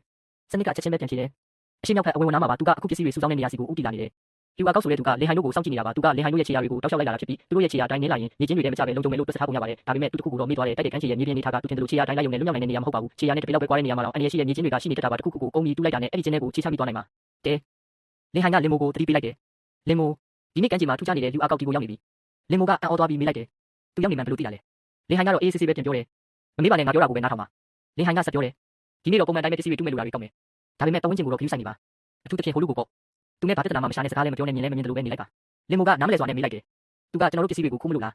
းလင်ဟန်ကရဲလိုက်ပြီးပြန်ဖြေတယ်သူကခိုးမှမဟုတ်ဘူးနောက်ကနေကောက်မှာငါတို့တူးပြီးသွားရင်သူကငါတို့ခြေရာနောက်ကနေလိုက်ပြီးကြံခဲ့တဲ့အမိုက်တွေကိုကောက်ယူဖို့ကြံစီနေတာသူကောက်ချင်တဲ့လောက်ကောက်ပါစေဒါပေမဲ့သူတခုခုရသွားမရသွားကတော့သူ့ပေါ်မှာမူတည်မှာမဟုတ်ဘူးလင်ဟန်ကလင်မိုကိုခေါ်လိုက်တယ်ကဲလင်မိုသွားကြရအောင်ဒီနေ့ဒီရေကနေတဲ့အတွက်အနောက်ဘက်ကနေစပြီးတူးကြမယ်ကမ်းခြေမှာသူတို့အလုပ်ရှုပ်နေကြချိန်မှာပဲစနစ်ကဒီရေတက်လာတော့မယ့်အကြောင်းသတိပေးလာတယ်လင်ဟန်ကလင်မိုကိုကားပေါ်မှာပစ္စည်းတွေတင်ခိုင်းလိုက်ပြီးသူကတော့နောက်ဆုံးအနေနဲ့တစ်ချက်ပြန်စစ်ဆေးနေတယ်အဲ့ဒီအချိန်မှာပဲအတန်တစ်ခုထွက်ပေါ်လာတယ်ကဲကြပါဦးအဲ့ဒါကတော့ယူအာကောက်ပါပဲသူကလင်ဟန်ရဲ့ခြေရာကိုနင်းပြီးလိုက်လာရင်းနဲ့ပဲရှုပ်လို့တွင်းနဲ့ကိုကျသွားခဲ့တာပါလင်ဟန်ကသူ့စီကိုပြေးသွားပြီးမေးလိုက်တယ်ယူအာကောက်မင်းဒီကိုဘာလို့လိုက်လာတာလဲနောက်နောက်ကိုတောက်လျှောက်လိုက်လာတာပေါ့ဟုတ်လားယူအာကောက်ကကြောက်လက်ကြားနဲ့တောင်းပန်နေတယ်လင်ဟန်ငါမသွားပါနဲ့ငါ့ကိုကဲပါဦးငါမသိချင်ဘူးလင်ဟန်ကသူ့ကိုဆွဲတင်ပေးလိုက်ပေမဲ့အပြစ်တင်ဖို့မမေ့ဘူးမင်းအရင်တစ်ခေါက်ကငါပစ္စည်းတွေကိုခိုးယူတော့ဒီလိုမျိုးဖြစ်လာမယ်လို့မတွေးမိဘူးလားဒီကမ်းခြေကဘလောက်အနေများလဲဆိုတာမင်းသိရနဲ့ဘာလို့လိုက်လာတာလဲယူအာကောက်ကတော့ငိုယိုပြီးအချိန်ချင်းသတိပေးနေရှာတယ်လင်ဟန်ဒီတစ်ခါတော့ငါ့ကိုခွင့်လွှတ်ပေးပါနောက်တစ်ခါမင်းပစ္စည်းတွေကိုဘယ်တော့မှမထိတော့ပါဘူးမင်းကအသက်ကိုကဲလိုက်တာကိုတစ်သက်လုံးမှတ်ထားပါမယ်လင်ဟန်ကတော့သူ့ကိုကဲလိုက်တာကတနာလို့မဟုတ်ပဲဆိုတဲ့စကားကိုဆက်ပြောဖို့ပြန်လိုက်တယ်လင်ဟန်ကသူ့ကိုကဲလိုက်တာဟာတနာလို့မဟုတ်ပဲတာဝန်ယူရမှာဆိုလို့တာဖြစ်ကြောင်းရှင်းပြလိုက်တယ်ယူအာကောက်ကလည်းကြောက်လက်ကြားနဲ့နောက်တစ်ခါမလုပ်တော့ဘူးလို့အချိန်ချင်းသတိပေးနေရတယ်လင်ဟန်ကယူအာကောက်ကိုနောက်ကနေလိုက်လာခိုင်းလိုက်ပြီးမြို့ရဲကိုဝင်သွားကြတယ်ဒီနေ့ရရှိခဲ့တဲ့ပင်လယ်စာရီရဲ့စုစုပေါင်းအလေးချိန်က65ကီလိုဂရမ်လောက်ရှိပြီးတန်ဖိုးကတော့ရွမ်3000ကနေ3500ကျရှိမယ်လို့စနစ်ကခန့်မှန်းပေးတယ်လင်ဟန်ကဒီနေ့တော့သူ့ညီမအတွက်မုတ်ဝဲကျွေးဖို့ဆုံးဖြတ်လိုက်တယ်သူတို့မျိုးစေ့တဲ့ကိုရောက်တဲ့အခါကျိုးတခင်ကြီးနဲ့တွေ့ဆုံပြီးပစ္စည်းတွေကိုရောင်းချလိုက်တယ်ကျိုးတခင်ကြီးကပစ္စည်းတွေကိုကြည့်လိုက်ပြီးအားလုံးအရေးတွေးကောင်းမွန်တာကိုတွေ့လိုက်ရလို့ဝမ်းသာသွားတယ်ပင်လယ်ကျူတွေကနန်းတွေကိုတော့ဈေးနှုန်းတိုင်းပဲဝယ်ယူပြီးအဖိုးတန်ပင်လယ်တစ်ခွားနဲ့အစုံချောက်တွေကိုတော့တစ်ခုချင်းစီဈေးဖြတ်ပေးလိုက်တယ်လင်ဟန်ကလည်းကျိုးတခင်ကြီးရဲ့တက်တက်ကြွတဲ့ပုံစံကိုသဘောကျတာကြောင့်ဈေးနှုန်းကိုလက်ခံလိုက်တယ်ကျိုးတခင်ကြီးကနောက်ထပ်ဝယ်ယူဖို့အတွက်ရွက်2000 900ကိုကြိုတင်ပေးထားလိုက်ပြီးနောက်တစ်ခါအကောင်းဆုံးပစ္စည်းတွေရရင်သူ့စီကိုပဲပို့ပေးဖို့မှာကြားလိုက်တယ်ဒီလောက်ငွေတွေအများကြီးမကင်ဘူးလေလင်ဟန်တယောက်ချင်းခုန်နေမိတယ်သူကမိသားစုအတွက်လိုအပ်တာတွေကိုစတင်ဝယ်ယူတော့တယ်သူကအရက်ပလဲအပြင်အမေဖြစ်သူအတွက်အစ်အမြင့်ရောင်ယောဂတက်တာစီမဲ့စိတ်ကခွာတွေကိုပါဝယ်ယူလိုက်တယ်အဲ့ဒီနောက်မှာတော့သူအမြဲတမ်းစိတ်ပူနေရတဲ့ညီမလေးရှိရှိအတွက်မုတ်တမျိုးကိုရွေးချယ်ဝယ်ယူလိုက်တယ်လင်ဟန်ကရှိရှိပေါ်အရန်ကိုကျင်နာတာကိုမြင်တော့လင်မိုကလည်းချီးကျူးလိုက်တယ်အိမ်ပြန်ရောက်တဲ့အခါလင်ဟန်ကညီမလေးရှိရှိအတွက်ဝယ်လာတဲ့မုတ်ကိုပေးလိုက်တယ်ရှိရှိတယောက်ဝမ်းသာသွားပြီးအကိုဖြစ်သူကိုကျေးဇူးတင်နေတယ်ဖွားအေဖြစ်သူကိုလည်းဝယ်လာတဲ့အရက်နဲ့စိတ်ကခွာတွေကိုပေးလိုက်ပြီးဖွားအေကလင်ဟန်ရဲ့လုပ်ရက်တွေကိုကြည့်ပြီးသူ့အဖေနဲ့ဆင်တူလာတာကိုသတိပြုမိသွားတယ်လင်မီသားစုကယောက်ျားသားတွေဟာစကားနဲ့ပြင်မဲ့စိတ်ထားမြင့်ကြသူတွေပါအိမ်မှာအေးဆေးဆေးရှိနေချိန်မှာပဲစနစ်ကအတန်းထွက်လာတယ်စနစ်ရဲ့အချက်ပေးတဲ့နဲ့အတူရေအောက်9မီတာထိမုန်နိုင်တဲ့စွမ်းရည်ကိုရရှိသွားခဲ့တယ်ဒီစွမ်းရည်ဟာမိနစ်45ကြာမြင့်မှာဖြစ်ပြီးတစ်မိနစ်ကိုစွမ်းရည်15နှုန်းစားသုံးမှာပါဒါတင်မကပဲပစ္စည်းတွေကိုအဆင့်မြင့်ခွဲခြားသိမြင်နိုင်တဲ့စွမ်းရည်အတစ်ခုပါရရှိသွားပါတော့တယ်စနစ်ကအတစ်ထပ်တိုးပေးလိုက်တဲ့ရေငုတ်ကရိယာအဆင့်မြင့်တင်မှုအရာရေအောက်9မီတာထိမိနစ်45ကြာအောင်မုန်နိုင်တော့မှာပါတီဆာမီရဲ့အနက်ဆုံးနေရာက4မီတာလောက်ပဲရှိတာမို့ဒီစွမ်းရည်နဲ့ဆိုရင်အဲ့ဒီနေရာကိုစိတ်ကြရှာဖွေနိုင်ပြီပေါ့နောက်ထပ်ဒီရေတက်မဲ့အချိန်ကိုလည်းစနစ်ကကြိုတင်ခံမှန်းပေးလိုက်တယ်နောက်7ရက်နေရင်မနက်4နာရီမိနစ်20ကနေ9နာရီမိနစ်58အထိဖြစ်ပါလိမ့်မယ်7ရက်ဆိုတာတော့အချိန်လုံးလောက်ပါပဲလင်ဟန်ကယူအာကောက်တယောက်သူ့ကိုကြောက်နေပြီလားလို့တွေးမိရင်ရွာထဲမှာလည်းလူတွေပြောနေကြတာကယူအာကောက်တယောက်လင်ဟန်ကိုမြင်တာနဲ့ရှောင်ပြေးနေတာလေလွန်ခဲ့တဲ့2ရက်ကဆိုရင်ရွာဝင်ပေါက်မှာလင်ဟန်ကိုမြင်လိုက်တာနဲ့ဆိုင်ထဲကိုချက်ချင်းပြေးဝင်သွားပြီးလင်ဟန်ထွက်သွားမှပဲပြန်ထွက်လာတော့တယ်လင်မိုကတော့တခြားကိစ္စတွေကိုစိတ်ဝင်စားနေတယ်ရေကမြောက်ဘက်ပိုင်းကိုရောက်နေပြီမို့ဒီနေ့ရေကူးမဲ့စာငါဖမ်းဖို့ပဲသူတို့ဆုံးဖြတ်လိုက်ကြတယ်အဲ့ဒီအချိန်မှာပဲစနစ်ကထူးခြားတဲ့အချက်ပေးတန်ထွက်ပေါ်လာတယ်ဒါဟာရှားပါတဲ့တော်ရိုင်းအဝါရောင်ခရိုကာငါးကြီးဖြစ်ပြီးကိုလျားက45စင်တီမီတာအလေးချိန်က2ကီလိုကျော်ရှိပါတယ်ဒီလိုအဆင့်မြင့်ငါမျိုးကအလုံးရှားပါပြီးခံမှန်းခြေတန်ဖိုးကအမေရိကန်ဒေါ်လာ2800လောက်ရှိနိုင်ပါတယ်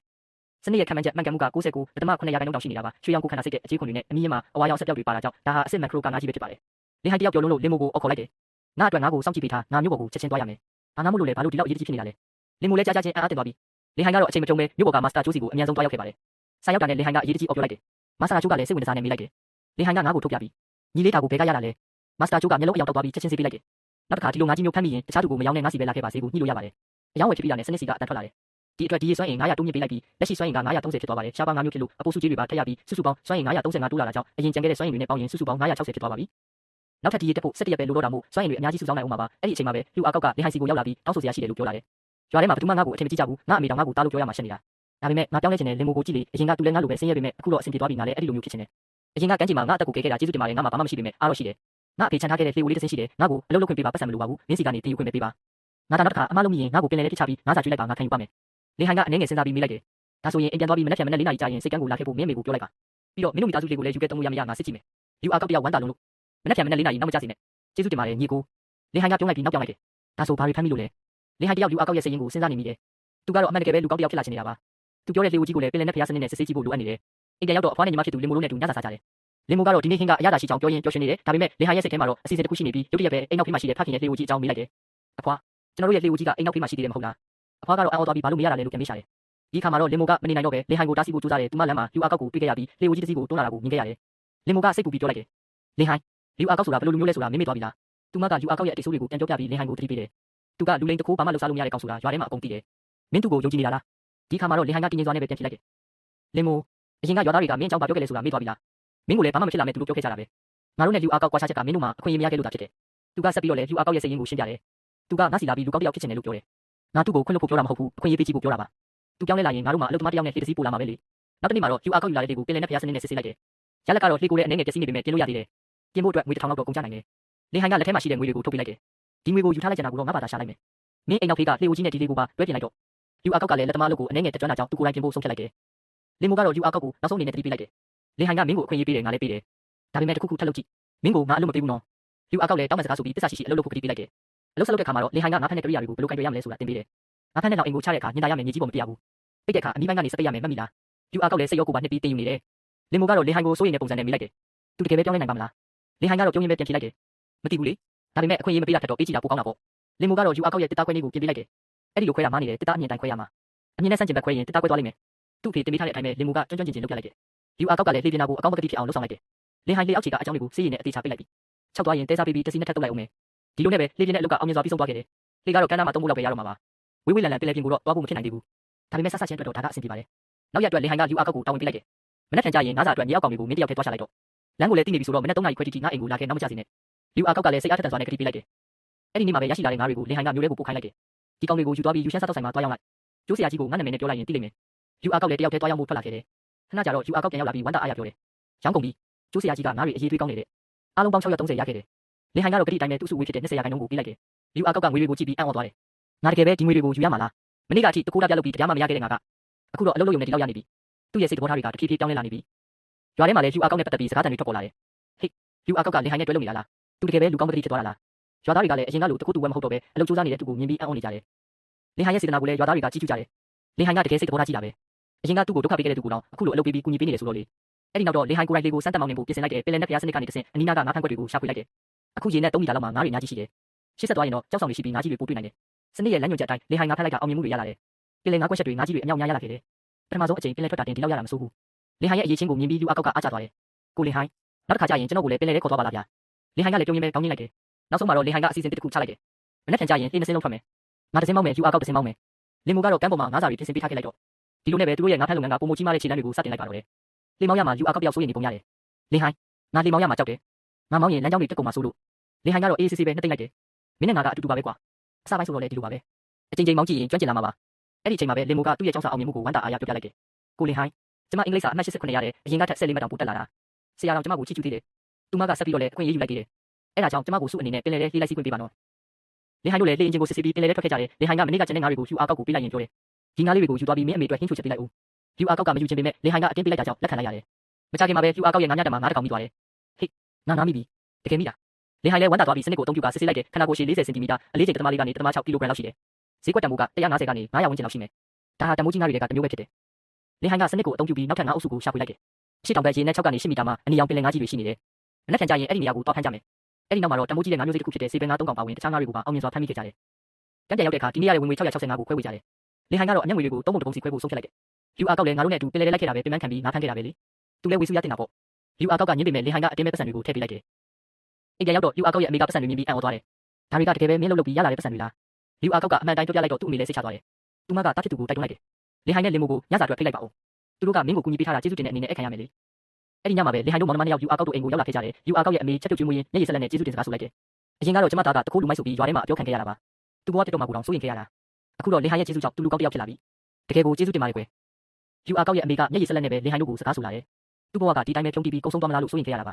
ါဒါပေမဲ့လင်ဟိုင်းတို့ရောက်လာပြီးသူ့ကိုပင်လဲခေါ်သွားတာအလုပ်လုပ်နေပြီးတင်ပေးတာဝင်ငွေတွေကိုဝေမျှပေးတာတွေကြောင့်အခုတော့သူတကယ်ပြောင်းလဲသွားပြီးအခုဆိုရင်ယူအာကောက်ကကောင်းမော်ပြီးလက်လျှောက်တက်ပြီးစကားပြောရင်လည်းရှက်မနေတော့ဘူးဒီနေ့ဆိုရင်သူငါဖမ်းလို့ရတဲ့200ကျော်ကိုတော့အိမ်ပြန်တယ်လာပေးသေးတယ်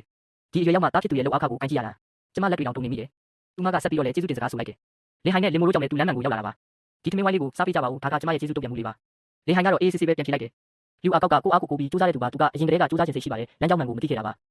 လင်ဟိုင်းတို့ကယူအာကောက်ကိုလည်းနောက်တစ်ခါအမေဖြစ်သူစိတ်မပူရအောင်စူးစမ်းဖို့တိုက်တွန်းလိုက်ကြတယ်အဲ့ဒီနောက်မှာတော့နောက်တစ်ခါထမင်းကျွေးမဲ့သူဘယ်သူဖြစ်မလဲဆိုတာကိုအပြောသဘောနဲ့စမ်းနောက်လိုက်ကြတယ်နောက်တစ်နေ့မနက်မှာတော့သူတို့အဖွဲ့ဟာပိုးဝေးတဲ့နေရာတစ်ခုကိုသွားဖို့ဆုံးဖြတ်လိုက်ကြတယ်လင်ဟိုင်းကစနစ်ကိုအသုံးပြုပြီးနေရာကိုရှာဖွေလိုက်တယ်ဒီကနေရှေ့တောင်ဘက်800မီတာလောက်မှာတဲပြင်ရှိတယ်အဲ့ဒီနေရာမှာငါးတွေအများကြီးရှိနေလိမ့်မယ်စနစ်ရဲ့ဒီနေရာပြမှုကလည်းတိကျနေတယ်ရေနဲ့9မီတာလောက်ရှိတဲ့တဲပြင်နေရာမှာငါးတွေအများကြီးလှုပ်ရှားနေတာကိုစနစ်ကစက်တင်ဖက်ပြီးတတ်တာနေတယ်အဓိကအဖြစ်ပင်လယ်ငါးကြီးတွေစေပင်ငါးတွေနဲ့ဟဲလစ်ပန်ငါးတွေအများပြားရှိနေတယ်ငါးများတွေကိုပစ်ချလိုက်တာနဲ့ငါးတွေတရက်စက်မိလာတော့တယ်လင်ဟိုင်းကတော့စနစ်ရဲ့အကူအညီနဲ့တမိုးကြီးတဲ့ပင်လယ်ငါးကြီးတွေကိုတကောင်ပြီးတကောင်ဆွဲတင်နေတယ်ယူအာကောက်ကလည်းဘေးကနေအတက်တရောငါးတွေဖမ်းနေတယ်လင်ဟိုင်းကယူအာကောက်ကိုအကြံပေးလိုက်တယ်ငါးမိရင်အတင်းဆွဲမတင်နဲ့ဦးနည်းနည်းလွတ်ပေးထားလိုက်သူတို့ရဲ့ပုံတွေထဲမှာငါးတွေတဖြည်းဖြည်းပြစ်လာနေပြီးစနစ်ကလည်းလင်ဟိုင်းကိုအကြံပြုလာတယ်ငါးတွေအများကြီးမိနေပြီးပိုကြီးတဲ့ကိုတိန်ကတလုံးပြောင်းသုံးဖို့စဉ်းစားတင်တယ်ယူအာကောက်ကလည်းသူ့ပုံထဲမှာငါးတွေအများကြီးမိနေပြီးဖြစ်ကြောင်းဝမ်းသာအားရပြောပြနေတယ်သူတို့ဖမ်းမိတဲ့ငါးတွေရဲ့စုစုပေါင်းတန်ဖိုးကတော့တဖြည်းဖြည်းမြင့်တက်လာနေတယ်လက်ရှိမှာငါးတွေရဲ့တန်ဖိုးက900ကနေ1000ဝန်းကျင်လောက်ထိရှိနေပြီပင်လယ်နဲ့ပြားစနစ်ရဲ့စွမ်းရည်တွေလည်းတိုးတက်လာတဲ့နေ့လယ်ပိုင်းရောက်တဲ့အခါသူတို့ရဲ့စုစုပေါင်းငါးဖမ်းရမှုကအောင်မြင်လို့နေတယ်ပင်လယ်ငါးကြီးပေါင်း30ကောင်ထိဖမ်းမိထားပြီးစုစုပေါင်းတန်ဖိုးက1200ကနေ1350အထိရှိနေတယ်ယူအာကောက်ကတော့ပင်ပန်းပင်မဲ့ပျော်ရွှင်နေတယ်ဒီနေ့ငါးတွေကယူနေတလားမရတဲ့ငါးများနဲ့ပစ်ချလိုက်တာနဲ့ကိုက်နေတာပဲလင်ဟိုင်းကရေမောရင်ပြောလိုက်တယ်မင်းတို့နှစ်ယောက်ဒီနေ့ငါးတွေနဲ့တိုက်ပွဲဝင်နေရတာပေါ့လေဖမ်းမိတဲ့ငါးရေအတွက်ကအများကြီးနေတာကြောင့်ရွာကစိတ်ကမ်းမှာရောင်းလို့မဖြစ်တော့ဘူးဒါကြောင့်လင်ဟိုင်းကမြို့နယ်တွေကိုတိုက်ရိုက်သွားပြီးကျိုးဟောင်ရန်စီမှာရောင်းဖို့ဆုံးဖြတ်လိုက်တယ်သူတို့ဖမ်းမိတဲ့ငါးတွေအားလုံးကိုရောင်းချလိုက်တဲ့အခါ1480ရရှိခဲ့တယ်ပတ်စံတွေကိုအများအတိုင်းသုံးပုံတစ်ပုံစီခွဲဝေလိုက်ကြတယ်အဲ့ဒီနောက်မှာတော့ယူအာကောက်ကနောက်တစ်ခါထမင်းကျွေးဖို့အတင်းတောင်းဆိုနေတဲ့လင်ဟိုင်းကစနစ်ကိုကျေးဇူးတင်စကားပြောလိုက်တဲ့အခါစနစ်ကလည်းခက်အေးပဲထုတ်ပြန်တယ်ငါးနေရာကိုရှာပေးတာကစနစ်ပါဒါပေမဲ့ငါးတွေကိုဖမ်းတာကတော့အရှင်ရဲ့ကြိုးစားမှုပါပဲအဲ့ဒီနောက်မှာတော့ယူအာကောက်ကလင်မိုစီကိုလှည့်ပြီးတောင်းပန်စကားဆိုလိုက်တယ်လင်မိုအရင်ကကိစ္စတွေအတွက်ငါတောင်းပန်ပါတယ်အထူးသဖြင့်အဲ့ဒီမြေနဂါကိစ္စကငါအမှားပါဒီနေ့တော့အမရှိပါပဲငါတောင်းပန်ပါရစေငါ့ကိုခွင့်လွှတ်ပေးပါလင်မိုကတော့အတိတ်ကိုမေးထားဖို့ပြောလိုက်တယ်လင်ဟိုင်းကသူတို့ရဲ့အနာဂတ်စီစဉ်ကြောင်းပြောပြလိုက်တယ်မကြခင်မှာငါတို့တင်မောကြီးတစ်စင်းဝင်နိုင်လာလိမ့်မယ်အဲ့ဒီခါကျရင်ပင်လယ်ပြင်ကျဲကြီးတဲ့ထိသွားပြီးငါဖမ်းကြမယ်ပတ်စံတွေအများကြီးရှာနိုင်မှာပါယူအာကောက်လည်းစိတ်လှုပ်ရှားစွာနဲ့ပဲယုံကြည်ကြောင်းပြောလိုက်တယ်နေဝင်ကျရောက်လာတော့လင်ဟိုင်းတို့လည်းအိမ်ပြန်ဖို့ပြင်ကြတယ်မနက်ဖြန်လည်း4 နာရီမှာပဲစိတ်ကမ်းမှာဆုံးကြမယ်နော်အနာဂတ်အတွက်မျှော်လင့်ချက်တွေနဲ့သူတို့ရဲ့ဘဝတွေကတဖြည်းဖြည်းနဲ့ပိုကောင်းမွန်လာနေပြီဖြစ်တယ်